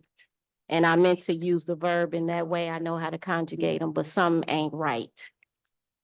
And we have $25 million, which means that we don't have enough to do everything we want, but we can take care of our floors and we can take care of our people, regardless of what anybody says to spin the story. Madam. Thank you. Secretary Triplett, Yes, I just want to put this out to the community. I want you to pause 1 second. Okay. Can we make sure we restart? It's 2 minutes. You ready? Yeah.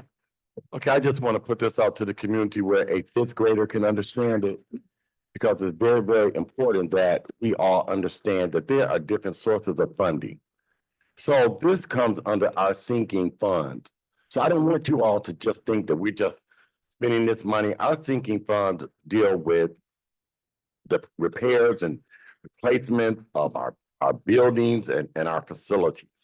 That money cannot be used for field trips, money cannot be used for books. This money is allocated, and even with our grant, they're specifically allocated for specific things, and it's clear that we understand this. Okay, community, so what the facilities committee is doing is we're going through and looking at things in our buildings that are open and that we're using that needs to be addressed. And so we are just so excited about some of the projects that we're doing. We're talking about our track, we're talking about our gymnasium, we're talking about our roofs. You know, we have had almost $11 million, $10 million sitting in the sinking fund that we haven't used. So we're getting ready to use it. So this has absolutely nothing to do with this or that. Sinking fund is used for, and we want to thank our citizens who vote every so often to say that we're going to give you all some money to make sure that you take care of the things that belong to this community. So thank you so very much, Madam President. I hope that at that particular level, everybody understood that this is from the sinking fund. Thank you. Thank you, Secretary Triplett. Vice President Bowens. Correct. I just want to thank the chairman as of right now of the Facilities Committee for his leadership And also thanking the taxpayers for, as you did state, two separate funds, sinking fund for building repairs. And that's what we're utilizing. It's apples and oranges, and we have to be careful because in an era of fake news and stuff going on, we can mislead the people. And when we mislead them, we are guilty of playing a dangerous role. Thank you.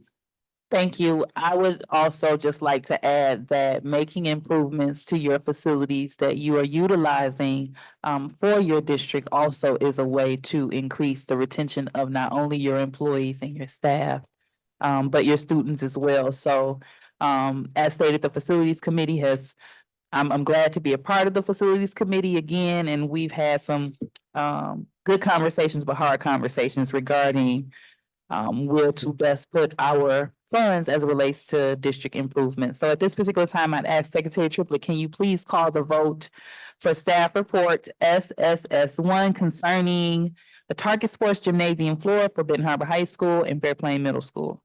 Madam President, Yes. I didn't give my comment. Oh, go ahead. It was just that I'm so excited that there's no discrimination across sports. I'm excited about the football field getting approved. I'm excited about the track. I am really excited about the basketball gym floor. Again, I agree. It's really important, and I'm most excited because these are student activities and things that our students that'll benefit them directly. So I'm excited that we're using our sinking funds dollars so that when we do come before the community with a bond, they can actually see that we've invested and reinvested the money that was given to us. Thank you. Secretary Triplett, can you please call the vote? President Robinson, Yes. Vice President Bowen, Yes. Secretary Triplett, yes. Treasurer Creighton, Yes. Trustee Rocket Martin, Yes. Trustee Gavin, Yes. motion carries. Okay, and Chief Corson, I believe you were gonna give us a brief update about the progress or status of the Master's Facilities Plan. Yes, a brief update for you would be that there is a meeting. Can you speak a little Can bit you hear louder? me? Can you hear me now? Yes. The brief update for you will be that there is a meeting on Thursday at 1 p.m. that we are going to be having a logistics meeting to plan out the schedule of dates and times for a task force to get together. We will be further communicating with you and the board members to talk through placement on that task force going forward to try to make our deadlines throughout the summer and into the fall. Thank you, Chief Corson.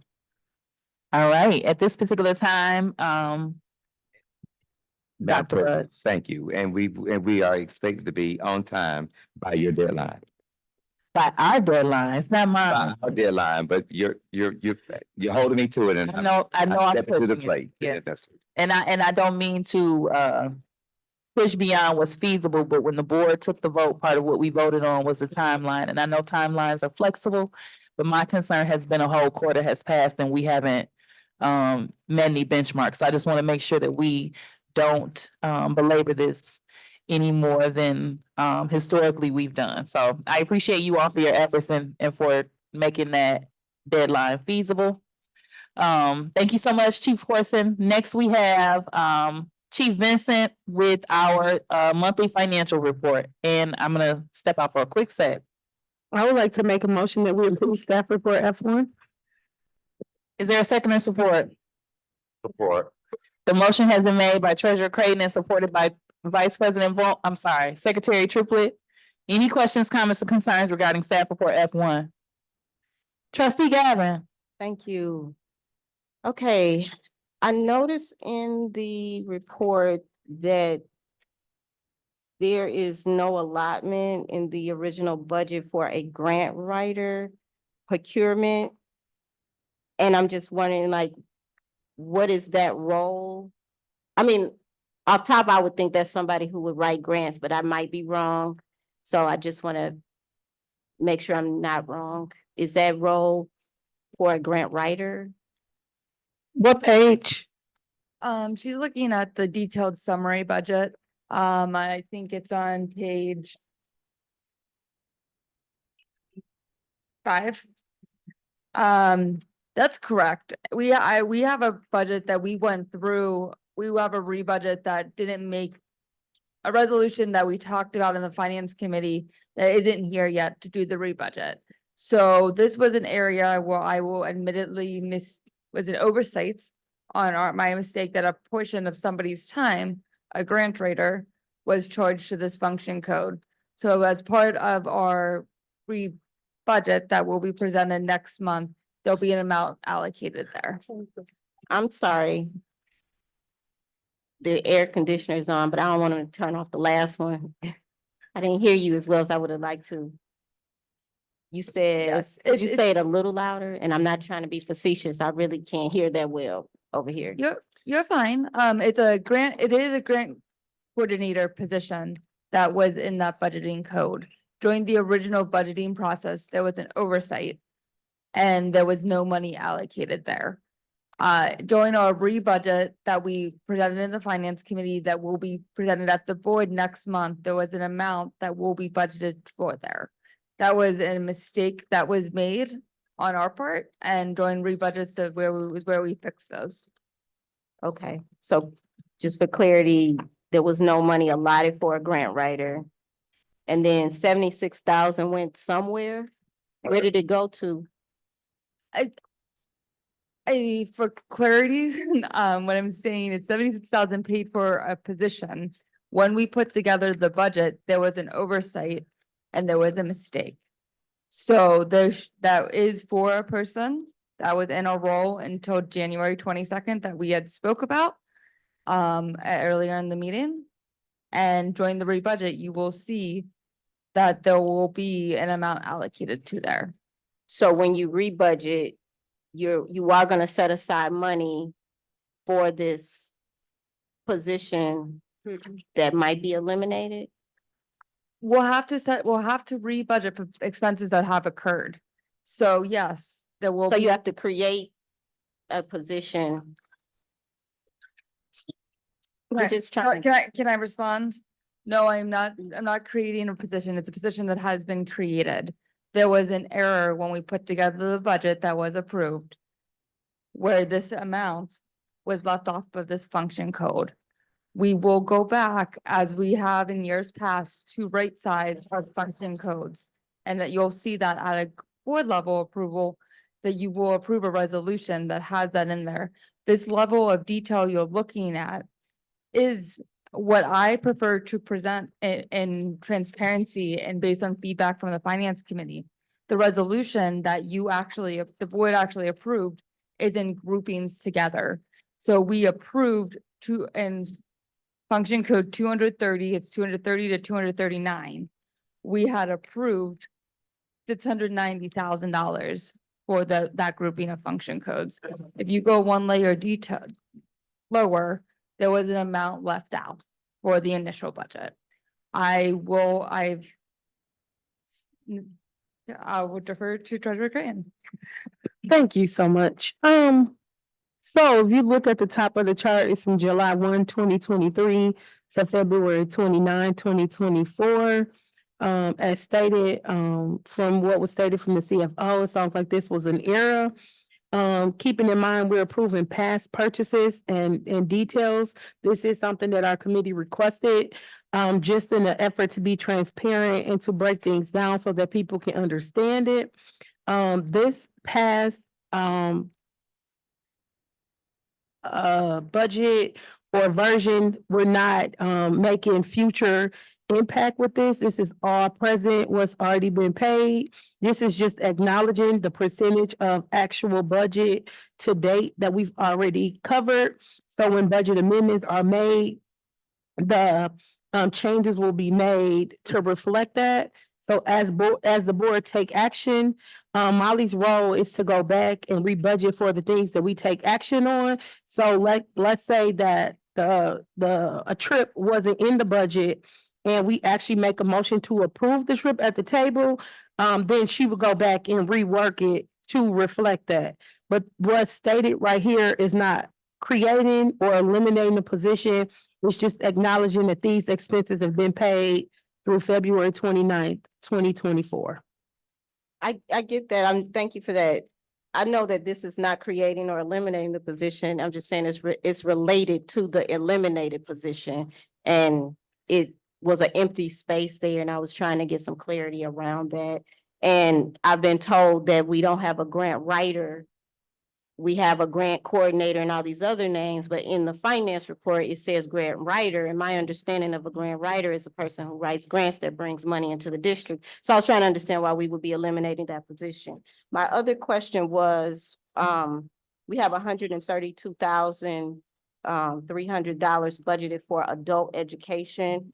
What was the vision for using that service and, what needs to happen? And we also have $105,000 for truancy. And I was wondering what was the vision for that, considering that that impacts our attendance and our academic wherewithal. Thank you. I would like to call for the vote. That means those questions don't get answered. No, I'm wanting to allow Dr. Bus to answer those questions. I'm not sure if you heard them. She's asking specifically about the adult education funding that was budgeted, as well as, what was the other piece, Gavin? We also have $105,912. Truancy. So she wanted to know. Absent. As a point of clarity, this is not a budget. This is the details of what's been spent to date. So I just, I think it's important to get questions answered, but when the questions are What? asked in a way Happened that at are my- not, At my I'm part. sorry, I'll wait. Yeah, but like, can I get the answer to my Who's- question? who has the understand floor? why my questions keep getting interrupted and intersected. So I just want to Anything pause else for a to say second. Anything else to anybody else, of any order. type of way, and when I have serious questions, they get interrupted. Can Board I get of an Edu- answer to my question? Board of Education. I'm gonna ask that everyone, please. It's not everyone, it's. I'm not me talking, I'm being talking treated to the differently. whole table. Talk to the ones who are interrupting me. please. Okay, I'm gonna reserve my comment. Dr. Bus, do you have a quick clarification to provide? Yes, ma'am. For adult ed, we are required, because we are the stewards of that money, we're required to spend that money. These are funds that have already been spent. For truancy, we are coming up with a comprehensive plan. We've been meeting in reference to our attendance and truancy concerns that we have. Thank you. Secretary Triplet, can you please call the vote for staff report F1? Yes. Madam President, I had the floor and I was stopped. Okay, go ahead with your question or comment. So again, I'm not trying to be combative, nor am I trying to dismiss anyone. But when a question is asked and it's not pertaining to the subject and the words are being misguided, it makes it really difficult to stay on task. So as the treasurer, I did request for this to be in there. I understand in a court of law, right, we can turn and twist things to make it fit. But at this table, I think it's important and it has to be fair that if we ask a question, it needs to be related to what we're asking. And those questions are not reflective of the staff report that's presented, and that's it. I'm not trying to dismiss anyone. I want all questions answered, but I think we have to still be mindful that this was in there so that people can understand and like ask on the 5th grade level. So this was just a supplemental sheet. This was not anything related to that staff report. I'm asking questions about the link. Okay, I'm gonna ask, That is connected to. I'm this gonna ask that staff Secretary report. Triplet, please. So I'm gonna I pause am for not 1 speaking second. Out of turn, I'm not speaking. I have not out given of you, I haven't that's given you the not floor. on The agenda. at I this have not, time. trustee Gavin. Thank you, Okay, so I'm gonna pause for 1 second. thank you. I have attempted to be the most honorable No, you haven't. and polite and kind chair. I can. Articulate, but not be. Okay, I appreciate the Let's keep it compliment. real. I do the same thing with everybody. I ask No, that you you don't. respect each other. I ask that you take turns No, you with the don't. mic. And so I'm not sure why is it that when Sure. when people at opposing sides of the table have conflicting views with each other, why is it that the chair is attacked when I'm just trying to mitigate And I'm between the keeping two? it real. No, I don't- tell me to stop. Tell Okay. them to stop. So at this Because particular I would time, up for we're gonna myself and proceed. somebody else Trustee would. Gavin, if you don't have the ability to stand here can't- and talk professionally with me giving you the floor, then I'm gonna ask that you leave the meeting because you're being I'd like rude. to see you make. We're not gonna go there. I'm not gonna go This is there. what we. I made the So we're motion gonna, that we approve staff report F1 and we adjourn. So F1, Secretary Triplett, did you already called the We gotta vote, get correct? public comments. Yes, this is what, yes, Madam President. I'm gonna ask that there not be any additional comments unnecessary regarding this particular report. Did you call the vote for it? Not, I was getting ready to call the Please vote. call the vote. Thank you. President Robinson, Yes. Vice President Bowens, Yes. Secretary Triplett, yes. Treasurer Creighton, Yes. Trustee Rocket Martin, Trustee Gavin, No. motion carried. All right, I believe there was a motion on the floor to amend the agenda. I would like to make a motion to amend the agenda to add public, to allow for public comments and adjournment with no comments. All right, the motion has been made by Treasurer Creighton and supported by Trustee Bowens. Secretary Triplett, can you call the vote? President Robinson, Yes? Vice President Bowens, Yes. Treasurer Creighton, Yes. Trustee Rocket Martin. No, I want to say something. Yes, What is it, yes or no? yes. Trustee Gavin, No. Secretary Triplett, yes. All right, and now at this time, that was the, oh, we just took the vote to amend it No then. questions? Okay. So we just took we just amended the agenda, so all we have remaining is, No questions or comments? we just took the vote, Trustee Gavin, you missed the opportunity. You didn't ask? Open, Open is there anyone here for open public comment? You're doing great. Maria Dumas. And the reason I'm here is because of our kids. You guys argue about paying these teachers, but what good is paying a teacher if there are no students to teach? So the reason I'm here is for school bus safety. Out here at the ravines, students are getting on the bus at Empire. Speed limit is 55 miles an hour. These children are walking all the way from the rear of the ravines to Empire.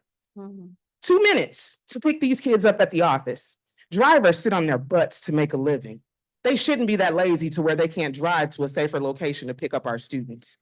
I've spoken to the manager. I actually quit my job as a school bus driver of almost 10 years last month because the manager does not care about our kids' safety. She's not even a member of our community. She promised me that her and the safety coordinator would go and check out this stop. No one has ever been there. I have video footage. I have printouts. My daughter walks more than 2 blocks to get to her bus stop.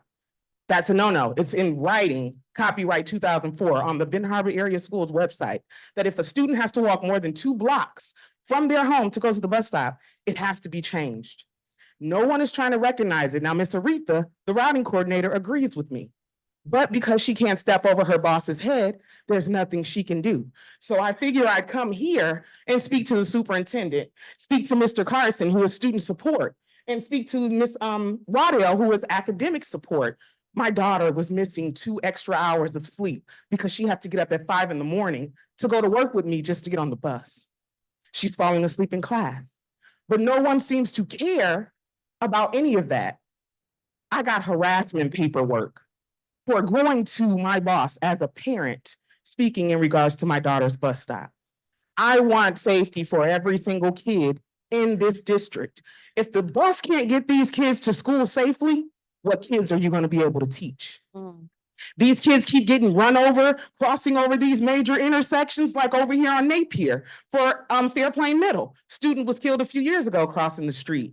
We have to make a priority to keep our students safe in this district. Not just my daughter, not just your kids, every kid, whether you go to Coloma and you live in Benton Harbor, whether you go to Countryside, whether you go to Benton Harbor area schools, it should always be safe. That should be the #1 priority for all of our students in this district.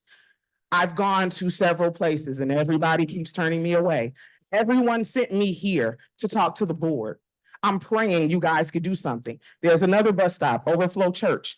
Although those students are not our students, they still have to get off at Overflow Church, cross over Napier because majority of them live on this side of Napier.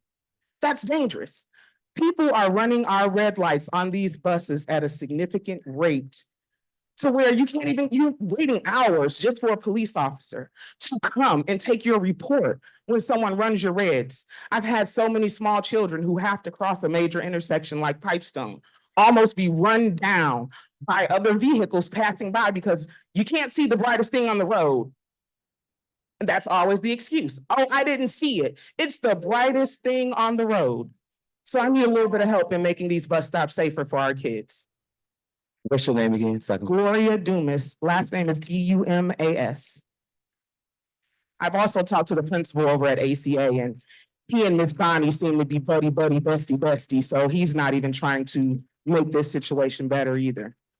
Okay, so Chief Corson has the form that I would ask that you complete for us. It just gives us your information so we can ensure we have appropriate contact information for you. Okay, anyone else here for open public comment?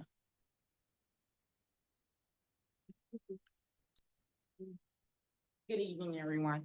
I feel bad because they're real serious. It's gonna take a long time. I was just concerned about the teacher-student ratio, especially when you have students with special needs.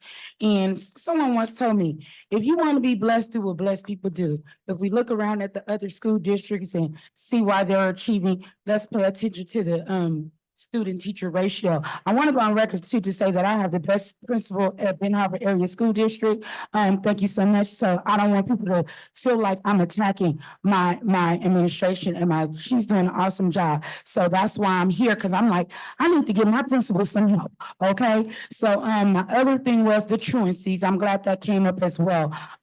What is the policy? I have students, I went online to find out Michigan, because California is totally different. So what's the policy? What I read was that a student needs to be at school 10% of the time, otherwise I can hold them back. I have students that have been gone 30 days already. That's 3 times the amount of 10%. That means you only get 10 absences, okay? Truancies that came to, because you know that time go fast. Let me see what else. I'm sorry. Look at one more. It was one more thing I had to ask a question. Truancy, teacher ratio, and it could be addressed another time. I just want to go on record to say that these are some of our concerns. Long-term sub, which I am, we deserve the same benefit as district employees because I work hard to the bone. I love my students. However, when I was out on spring break, baby, I don't get no cake. And that hurts me to a certain extent, but I love what I do. Hope to come on board. Love you all. Hope to make a change. That's it. Thank you. Thank you. Anyone else for open public comment?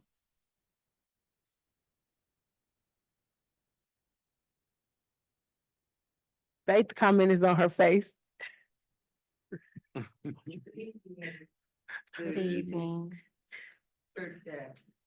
To you all as a board, do you ever take and review a meeting that you all have had? I ask that because if you were that President Robinson, she reads in the beginning of the process of running the meeting, the do's and the don'ts. If you review the meeting with us sitting as an audience, we observed, you said no talking backwards and forwards. And when you see person's heads leaning and talking constantly, and like I've seen, it's really negative to me as being in a part of the audience when it's almost a laughter or something, putting another person down. I know that Ms. Gavin seemed to be by herself a lot of the times when she's going forward. And it sort of seems almost like it's a put down to her. And I'd not like to see that. I'd like to see you all working together rather than us fighting one another. So I did see that. Review, and you'll see what I see. Just review, and you'll see what I'm talking about. Thank you. Thank you. Is there anyone else for open public comment? All right, hearing none, I'll ask, is there a motion to adjourn? I make a motion to adjourn. Support. The motion has been made by Treasurer Creighton and supported by Trustee Bowens, and I'm pretty sure there's probably questions, comments, and concerns. Have a comment. You have the floor. Just want to say that, sometimes when you see two people going back and forth, you cannot tell where the bullying is coming from. But for people who really watch and see how easy it is to cut me off, to prevent my questions from being answered, and even though it sounds good, people are articulate. Anybody that's paying attention can still see that it's not right. The questions that I ask are about our student-centered questions and staff-centered questions. And so, you know, disrespect comes in different ways. Sometimes it's, you know, throw rocks and hide your hands, and sometimes it's, you know, blatant. But that's okay, because I know that I'm standing for the right thing. And I just want to be clear, I never wanted to mislead anybody about the money that we have. I understand that we have different pockets of money. For the sinking funds, I advocated for the boilers to get replaced when the people to my left voted against that, with the exception of trustee Creighton. So I understand how sinking funds work. I advocated to get those, get the millage passed. I also understand that we had $25 million.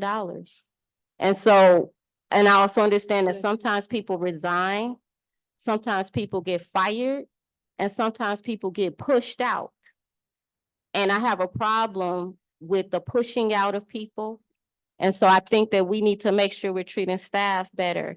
And I would love to, I'm hoping that we will make sure that wherever this bus stop is that's not safe, that we get on top of that, and that there's a report, like an email report this week about how we're going to address that issue. Nobody should have to go through 10 channels to get something done. And I want to thank you, Commissioner Kennard, Mama Kennard, for speaking up, not just for me, but for other people in the community.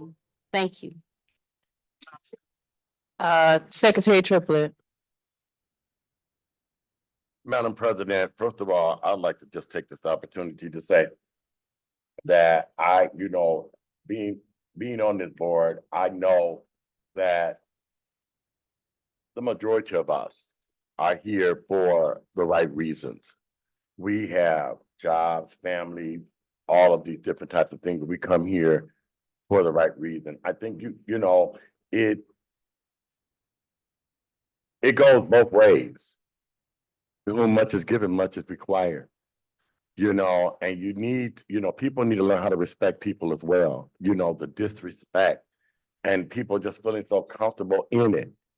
You know, because you speak soft and you don't get loud or what have you, or as Trustee Gavin said, you have words, you know, you might have, you know how to speak eloquently, you know, which is shade, but you know, we you know, everybody do what they do. And it never makes it right. Because well, when we get through everything that I have dealt with and have seen at this table has been about adults. And everybody do all this perpetrating like they really, really love kids and we doing it. And if it don't apply, let it fly. If you love them, do your thing. But I mean, I'm just saying, I've seen it. I've seen it. We love the kids. We love the kids. We love the kids. We did the kids. Come on now. Stop playing. You know, the bottom line is we have to learn how to respect one another. I'm not going to always agree with you. And you don't have to agree with me. And so we have done an amazing job as a Board of Education. We're doing a good job. We're making good decisions. And I'm still honored and proud to be on the Board of Education for Ben Harbor Area Schools. Thank you, Madam President. Trustee Raquel Martin. Thank you, Madam President. I just want to say a couple of things. Diversity of opinions is what causes growth. If everybody thought the same way all the time, you'd be really boring and not much growth. But because we have diversity of opinions, it is not right to be attacked for it. God made us all free thinkers, and that has been allotted to us. That's why we have a mind and brains. And so if we use them and we look through different lenses, and so like Mr. Triplett said, we don't always agree. It's times I don't agree with him. I could smack him, but I won't. I'm just talking. But I'm just saying. So that's normal, and that's a good thing. Because that's a good thing from everybody, because that means everybody's thinking, everybody's trying to find a better way, everybody's trying to get the job done. So that's great. The other thing I want to say is this. For seniors, I know we want to do for our seniors. Is it possible that we could use those funds to buy a token of appreciation for all of our seniors and not just the chosen few? All of our graduating seniors, is there something that we can look into in our budget and see if there's something that we can do for them that would help all of them? And not, you, like I said before, as a principal and we graduated our fifth graders, we gave all of them a gift. You know, a parting gift, a alarm clock or whatever, that we knew they had to get up early in the morning, something simple, but useful, maybe not horribly expensive, but decent, you know, that they can use in their new careers as students, as workers, or whatever path they choose. And so with that being said, and just the communities of schools, we used to have communities of schools here. So we still have food pantries, and we still have clothing closets where we give items to kids and to families. So I am also glad of that. Last thing, read the information that you get, everything, a lot of the questions that were asked at this table for that Black College field trip is in the information that we got. So that's my spiel.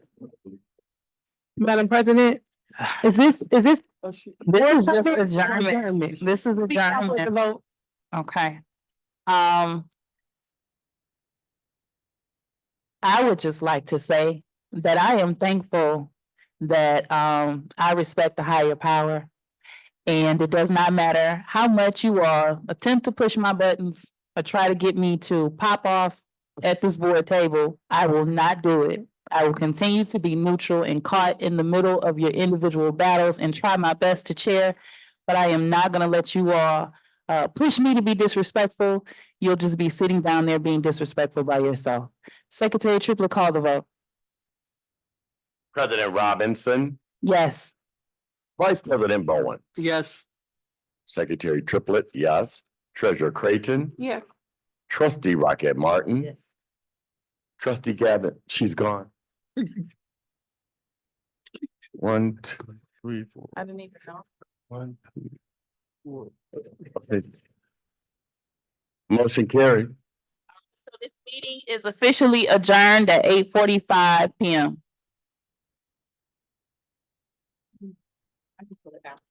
File a complaint for being bullied. I'm